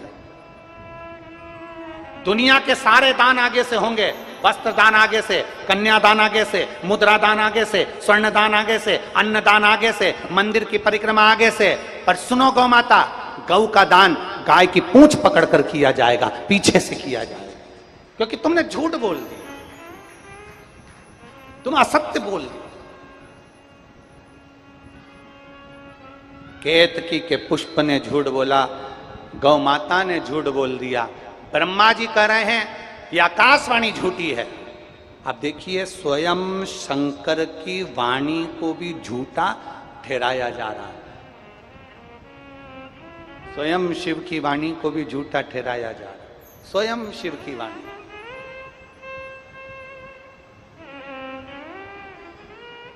शंकर भगवान के लिए ब्रह्मा जी कर रहे हैं, ब्रह्मदेव भगवान शिव के लिए कह रहे हैं ये आकाशवाणी झूठी है, ये आकाशवाणी जो हो रही है झूठी है, ये शंकर की वाणी नहीं हो सकती। अब शिव की वाणी को भी ब्रह्मदेव झुठला रहे हैं, उसको दबा रहे हैं कि ये वाणी झूठी है। शंकर भगवान शिवो घड़दानी त्रिकालदर्शी कैलाशी अविनाशी शिव। मेरे भोलेनाथ अपने पैर के नखून को तोड़कर फेंके, काल भैरव प्रकट कर लिया, काट दे ब्रह्मा जी का सिर, जिस ब्रह्मा जी के मुख से झूठ निकल रहा है, काट सिर। काल भैरव ने अपने हाथ का नखून तोड़कर ब्रह्मा जी का एक सिर काट दिया। ब्रह्मा जी का कटा हुआ सिर लुढ़कते लुढ़कते लुढ़कते लुढ़कते गया, उनके रक्त से कर्मनाशा नदी प्रकट हो गई। भगवान विष्णु ने शंकर जी के हाथ जोड़कर स्तुति कर ली, बाबा कृपा करिए, ब्रह्मा जी का कटा हुआ सिर कहाँ जाएगा, लोग अपमान करेंगे, लोग अपशब्द कहेंगे, कुछ तो कृपा करो बाबा, कुछ दया करो। शंकर भगवान बोले, इस ब्रह्मदेव ने झूठ बोला है, गौ माता ने झूठ बोला है, केतकी के पुष्प ने झूठ बोला है, और मेरी आकाशवाणी को भी झूठा ठहराया जा रहा है। ब्रह्मदेव कहते हैं, भगवान नारायण कहते हैं आप क्षमा करो क्योंकि क्षमा की मूर्ति हो, आप कृपा करो क्योंकि कृपा की मूर्ति हो। भगवान शिव आपका तो नाम कर्पूर घोरम करुणावतारम संसार सारम भुजगे। शिव जी आप तो कर्पूर घोरम करुणावतारम, आप करुणा के अवतार हैं, आप संसार का भरण पोषण करने वाले हैं, आप दुनिया का कल्याण करने वाले हैं।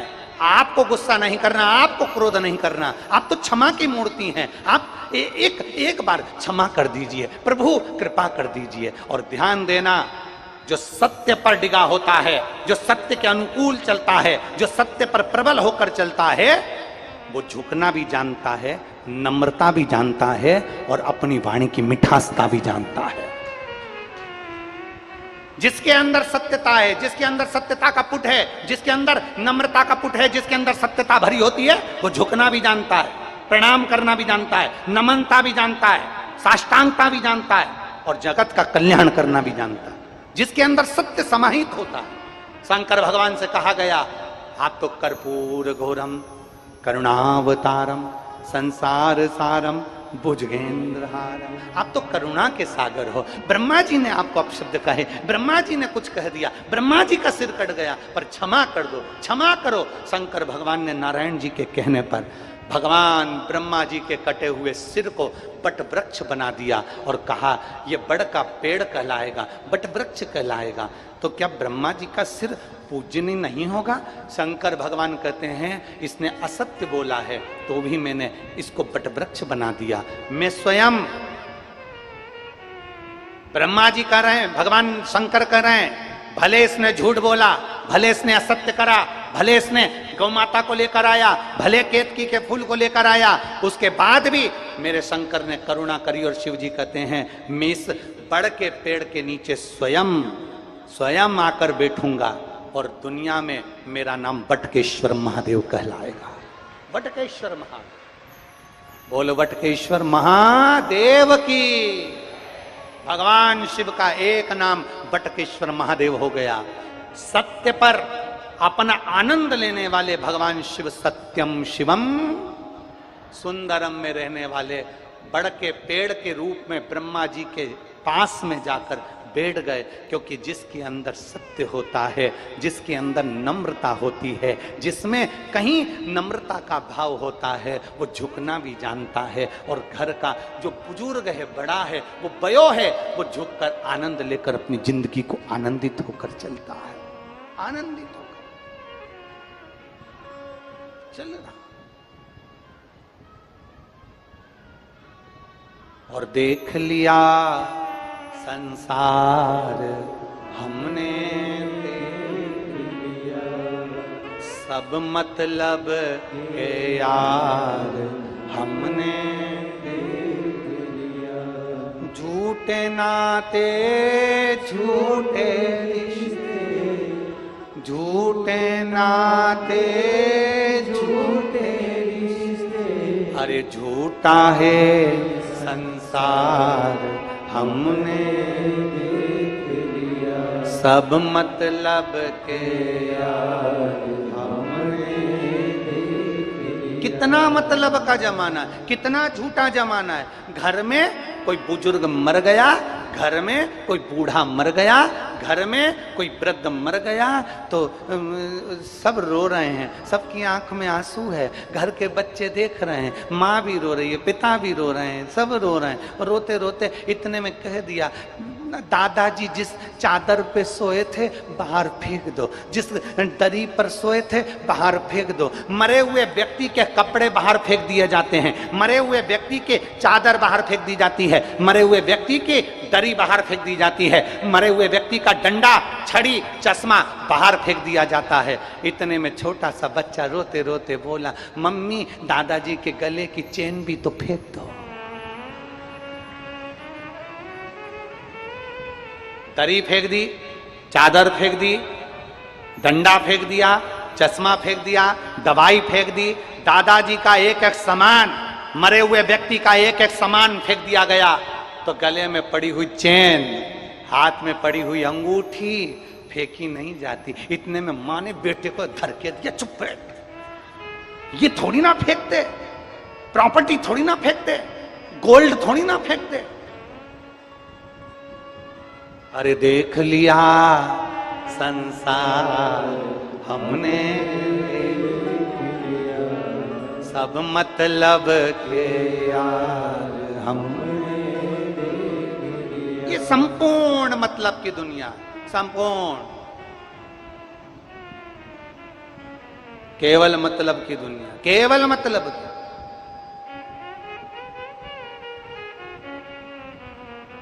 ध्यान देना,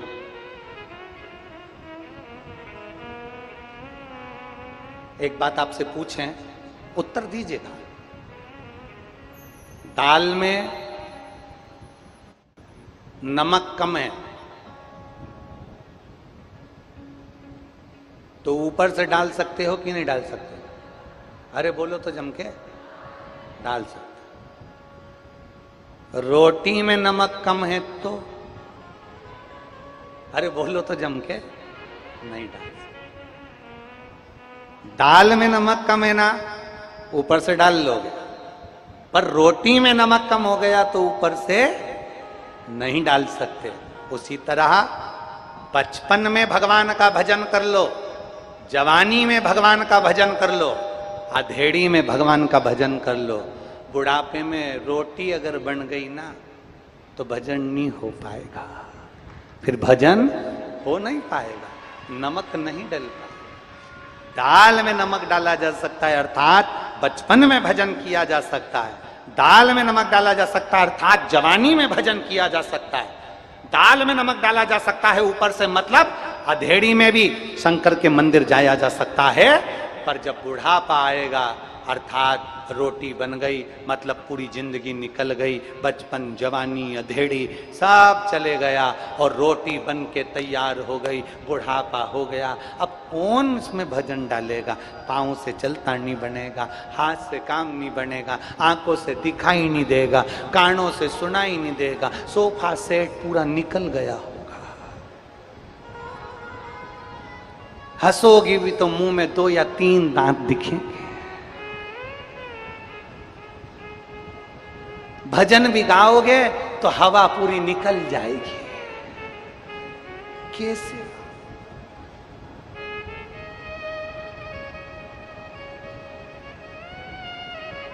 बुढ़ापे में अंधे हो जाओगे,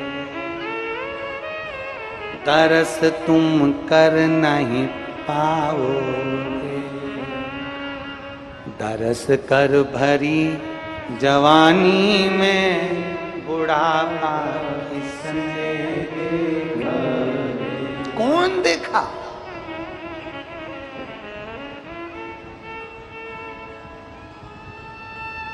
बुढ़ापे में लंगड़े,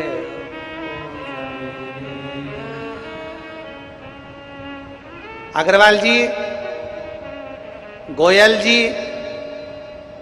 गंडई में रहने वाले जितने भी हमारे, सबको फोन लगा के पूछोगे क्यों मम्मी आने का कह रही है कथा में, कुर्सी मिल जाएगी?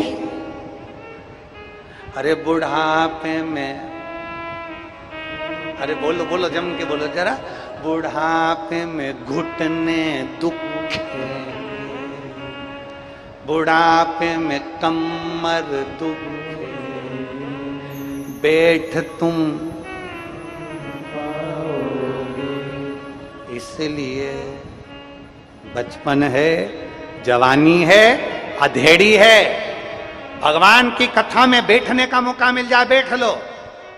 200-300 किलोमीटर के एरिया में कथा हो रही है तो चलकर, गाड़ी में बैठकर, अपने परिवार वालों के साथ में बैठकर, चलकर जाकर कथा सुन लो। कई लोग तो गंडई के भी ऐसे होंगे जो 2 कदम चलकर कथा में नहीं जा रहे होंगे, बहुत भीड़ है, बहुत भीड़ है, बहुत भीड़ है, कैसे जाऊं, कैसे जाऊं, कैसे जाऊं। और शिव महापुराण की कथा कहती है, जो शिव महापुराण के ट्रैफिक से निकल गया, समझ लो वो बैकुंठ की ओर निकल गया।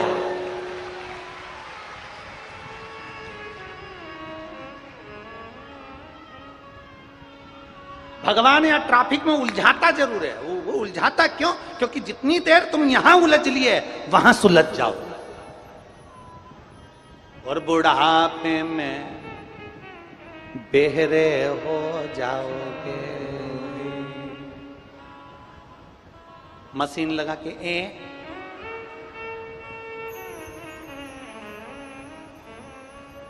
वो एक कथा आती है ना कि वो एक बूढ़े व्यक्ति, उसको सुनाई कम देता था, उसको बहरा बह जाता, सुनाई ना। उसका दोस्त बीमार पड़ गया, और दोस्त बीमार पड़ा तो हॉस्पिटल में एडमिट था, और हॉस्पिटल में एडमिट तो इसने अपने लड़के से कहा, रे मेरा दोस्त बीमार है रे, मुझे दिखा ला। ये उसको देखने चले गए। अब ये कान से बह रहा, होठों से पहचान जाता, थोड़ा थोड़ा कान से बह रहा था। अब ये हॉस्पिटल में पहुंचा, वो बेचारा आईसीयू के रूम में पड़ा था, बॉटल भी चढ़ रही थी, और गुस्से में तो वो था ही, क्योंकि चिढ़ रहा था बहुत। बीमार होता है व्यक्ति तो थोड़ी चिड़न आ जाती है, चिड़पन आ जाता, बीमार व्यक्ति को थोड़ा चिड़चिड़ हो जाता। दवाइयाँ गोलियां खाते खाते, रिपोर्ट जांच कराते कराते चिड़चिड़ आ जाता। अब इतने में ये पहुंच गया, जाते से इसने पूछा कैसे हो? इतने में जो पलंग पर पड़ा था वो कह रहा मर रहे हैं। अब इसको सुनाई तो दिया नहीं, इतने में कह दिया भगवान की कृपा है। अब इतने में फिर वो बहरे व्यक्ति ने पूछ लिया किसका इलाज चल रहा है? अब जो पलंग पे पड़ा था कहा यमराज का चल रहा है। इतने में वो बहरा व्यक्ति बोला बहुत अच्छा डॉक्टर है, तुरंत निर्णय कर देता है।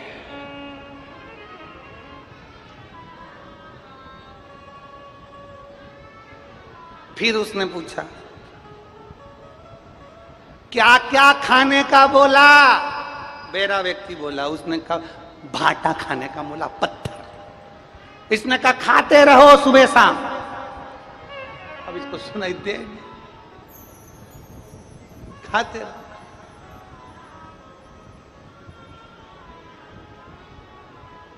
अब इतने में इसने पूछा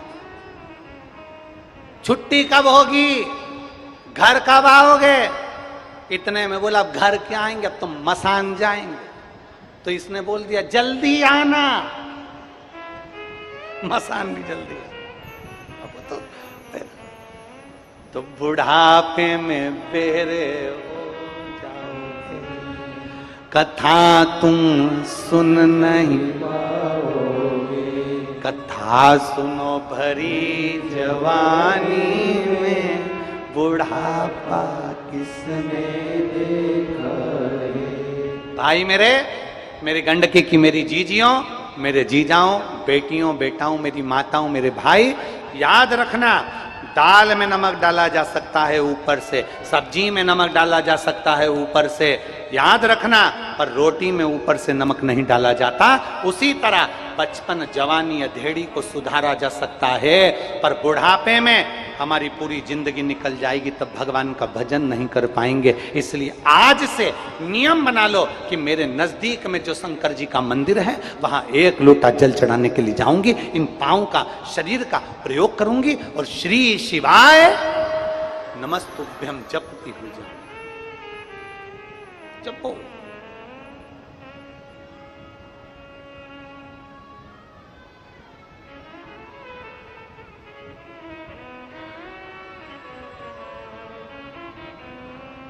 भगवान का भजन करते। महाराज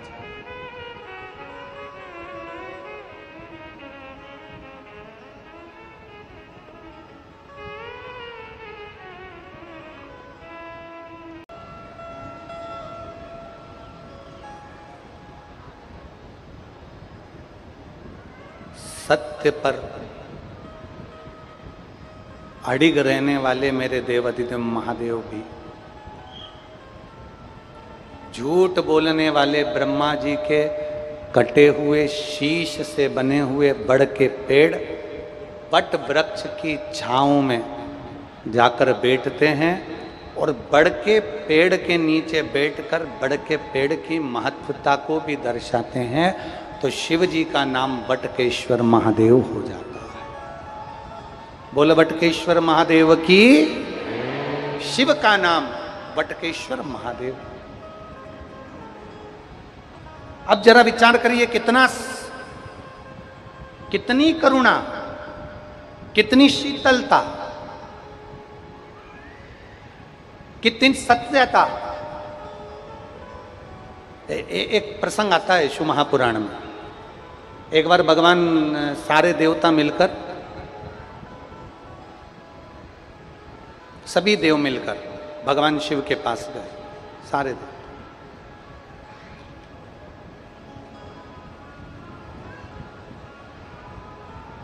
आज पूरे ब्रह्मांड जितने जितने आदिक देव हैं, सबकी सब भगवान शिव के पास जा, भगवान ओगड़दानी के पास जा। चलते चलते बीच में साधु संत ऋषिगण गुरुगण मिल गए, उनको भी साथ ले लिया। और यही शिव महापुराण की कथा कहती है।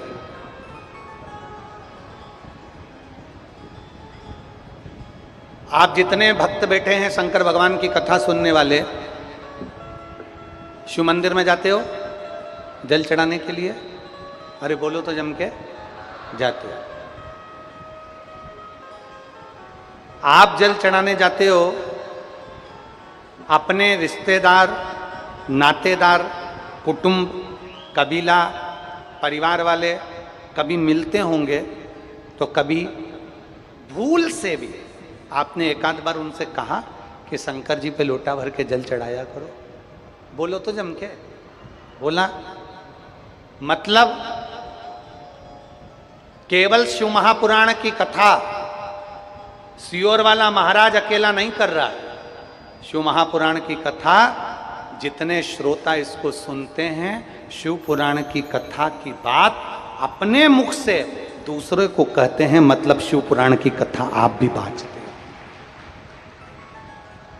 आप भी बाँच रहे हो। आप मतलब शिव महापुराण की बात आप भी बाँच रहे हो, कह रहे हो, मतलब आप भी शिव महापुराण की चर्चा कर रहे हो, जनमानस को प्रेरणा दे रहे हो। जनमानस को प्रेरणा दे रहे हो, शिव के धाम जाइए, शिवालय जाइए, एक लोटा जल समर्पित करिए, श्री शिवाय नमस्तुभ्यम का स्मरण करिए। कभी मौका मिल जाए, बेलपत्र के वृक्ष के नीचे बैठकर पंचाक्षर मंत्र नमः शिवाय, षडाक्षर मंत्र ओम नमः शिवाय, श्री शिवाय नमस्तुभ्यम का जाप करिए। कभी मौका मिले,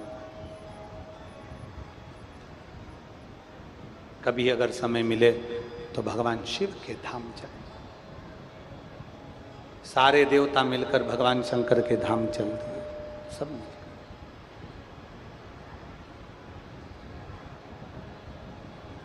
अब चलते चलते बीच में देवऋषि नारद सामने से आ रहे थे। सम्मुख से देवऋषि नारद निकल कर जा रहे थे। देवऋषि नारद को, ऋषियों को, सारे देवताओं ने देवऋषि नारद को देखा। श्रीमन नारायण, श्रीमन नारायण, श्रीमन नारायण, श्रीमन नारायण करते करते करते करते करते करते देवऋषि नारद आ रहे हैं। सामने से देवता थे, इधर से देवऋषि नारद का आगमन हो गया।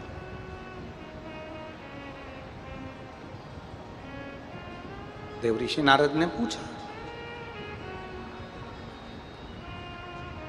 देवऋषि नारद ने पूछा कि आज सारे देवता मिलकर कहाँ जा रहे हैं?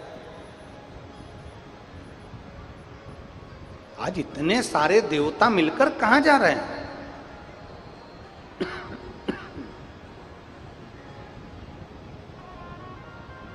आप आज सारे देवता मिलकर कहाँ जा रहे हैं? सब ने कह दिया हम देवादिदेव महादेव के कैलाश धाम पर जा। कैलाश पर? हाँ। क्यों? गला पकड़ रहा है, गला। क्यों, किस लिए? आज सारे देवता मिलकर अगर जा रहे हैं कैलाश धाम पर तो किस लिए जा रहे हैं, क्यों जा रहे हैं? सबने कहा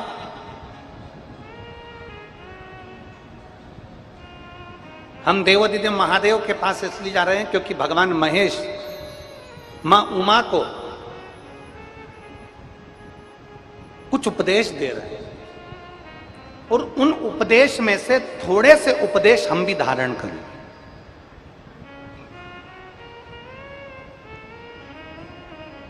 उन उपदेशों में से थोड़े से उपदेश हम भी अपनी जिंदगी में उतारें। देवऋषि नारद ने कहा हम भी चलें, हम भी चलते हैं। बाबा देवऋषि नारद भी चल दिए, सारे देवता मिलकर चल दिए। सारे देव और देवऋषि नारद जब चले, चलते चलते चलते चलते कैलाश धाम पर पहुंच गए, जहां पर भगवान देवादिदेव महादेव महेश्वर भगवान मां उमा को अपने उपदेश दे रहे थे, समझा रहे थे और उन उपदेशों को सुनने के लिए सारे के सारे देवता विराजमान हो गए। तभी भगवान शंकर के स्वरूप को, उनके प्रतिबिंब को सारे देवता देख रहे हैं। एक टकटकी लगाकर देख रहे, एक टकटकी लगा।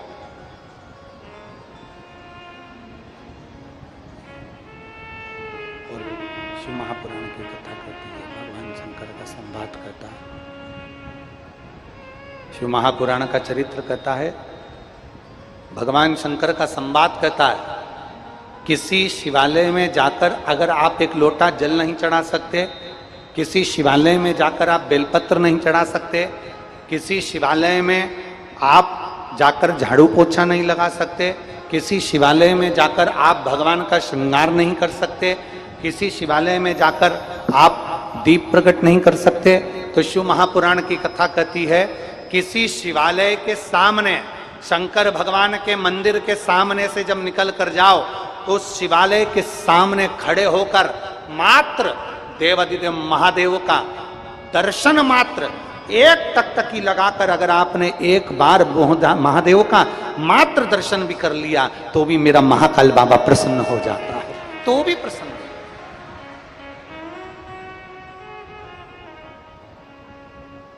एक पत्र है, देखिए,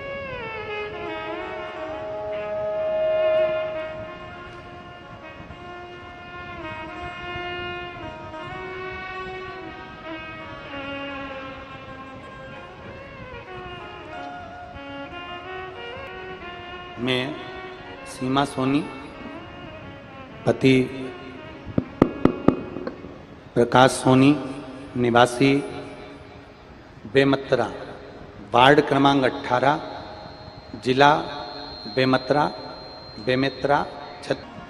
गंडई की पवित्र भूमि पर मां गंगई के इस पवित्र गोद में बैठ शिव तत्व है। और जो शंकर को पहचान गया,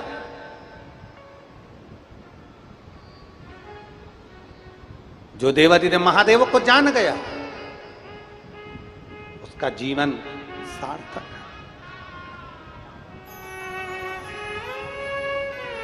ब्रह्मा जी से कहा, जब भगवान देवादिदेव महादेव स्वयं बड़ के पेड़ के नीचे, बट वृक्ष के नीचे, जब देवादिदेव महादेव भगवान शंकर बड़ के पेड़ के नीचे, बट वृक्ष के नीचे जब मेरे देवादिदेव महादेव विराजमान हो जाते हैं, बटकेश्वर महादेव के रूप में विराजित हो जाते हैं, कभी मौका मिल जाए, कितने भी कर्जे में चल रहे हो, कितने भी कर्जे में, कितना भी कर्जा बढ़ गया, अगर किसी बड़ के पेड़ के नीचे शंकर जी का शिवलिंग हो तो एक लोटा जल चढ़ाना प्रारंभ कर दीजिए, धीरे धीरे कर्जा चूकना प्रारंभ हो जाएगा। बटकेश्वर महादेव कृपा जरूर कर।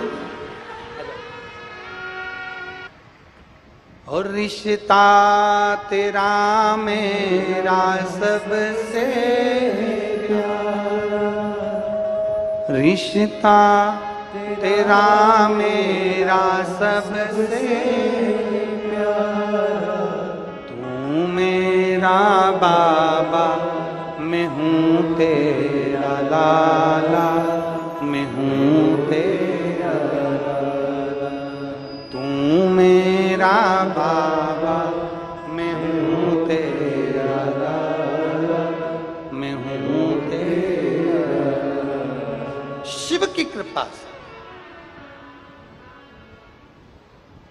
कितना भी कर जाओ, बड़ के पेड़ के नीचे अगर कोई शिवालय है, बड़ के पेड़ के नीचे अगर शंकर का कोई शिवलिंग रखा है, बट वृक्ष के नीचे अगर कहीं शंकर भगवान का शिवलिंग अगर विराजमान है, वहां एक लोटा जल चढ़ाना प्रारंभ करो।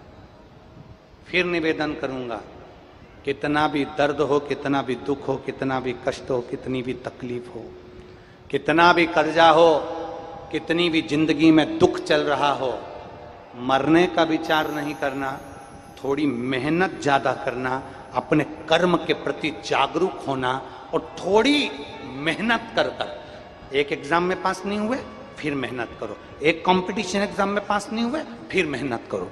बार बार मेहनत करिए, बार बार अपनी मेहनत को, अपने कर्म को जागरूकता के साथ करिए।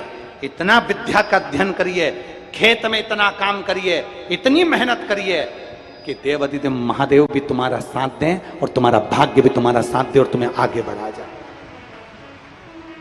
मरने का विचार नहीं करना। कई माताएं कह देती है मैं परिवार में दुखी हो गई, मर जाऊं तो अच्छा। कोई कह देता है कर्जा हो गया, मर जाऊं तो अच्छा। कोई कह देता है मुझे ये तकलीफ हो गई, मर जाऊं तो अच्छा। नहीं, मरना नहीं है। जीवित रहकर संसार के सारे दुख सुख को भोगते हुए परमात्मा की भक्ति करते करते अपने कर्म को और अपनी लगन को आगे बढ़ाइए। अपने कर्म को और अपनी लगन को आगे बढ़ाइए।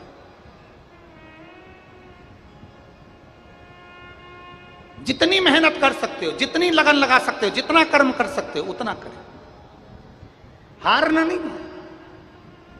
बोल बम का नारा है, जम के जरा बोल बम का नारा है, सारी समस्या का हल, एक लोटा जल सारी समस्या का हल। लगाए, कोई दुख है, तकलीफ है, कष्ट है, होता है, ऐसा नहीं है।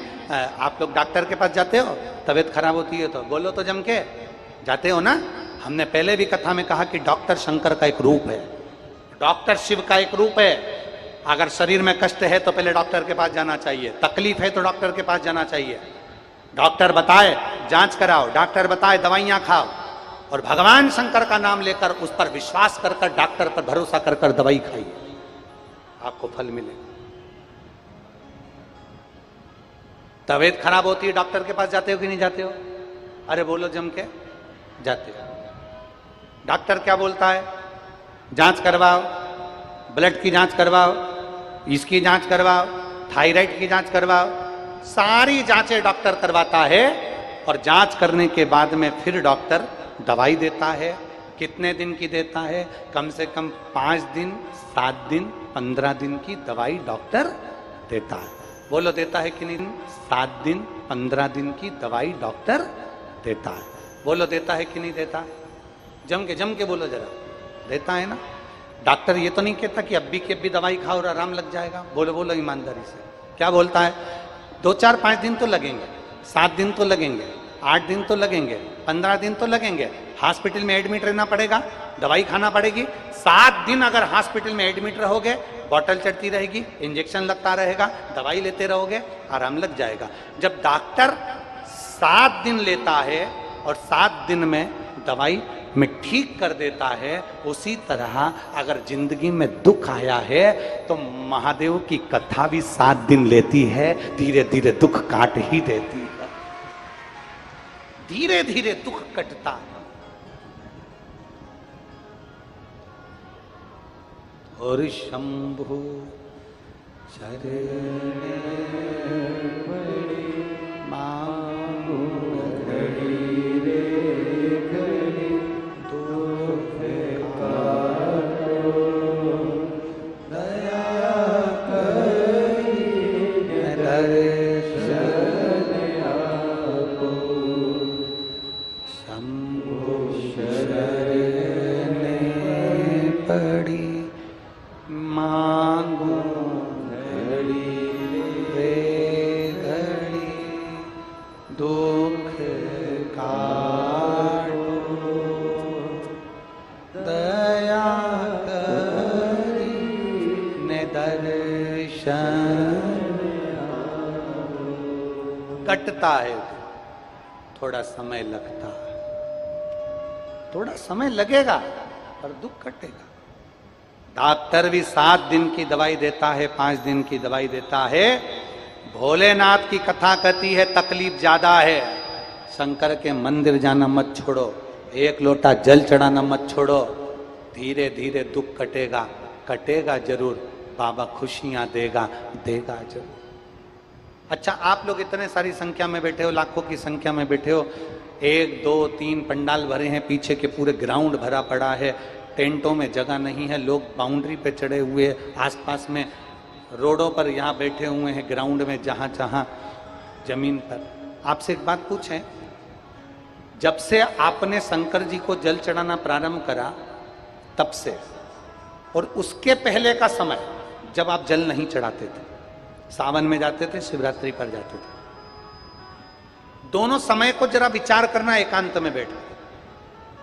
जो पहले का समय निकला वो कितनी तकलीफ का, कितने कष्ट का समय था, और आज हम रोज शंकर जी को जल चढ़ाते हैं तो भगवान अगर दुख भी देता है तो धीरे धीरे समाप्त करता चले जाता है और सुख का जीवन हमको देना प्रारंभ कर देता है। वो शिव है, वो उघड़ी है, वो शंभु, उसी को शंकर कहे, उसी को उघड़दानी कहे। भगवान ब्रह्मा विष्णु और महेश तीनों पधार कर सृष्टि की रचना का कार्य करते हैं। तीनों पधार रहे हैं, जोरदार ताली बजाकर स्वागत करें ब्रह्मा विष्णु महेश के।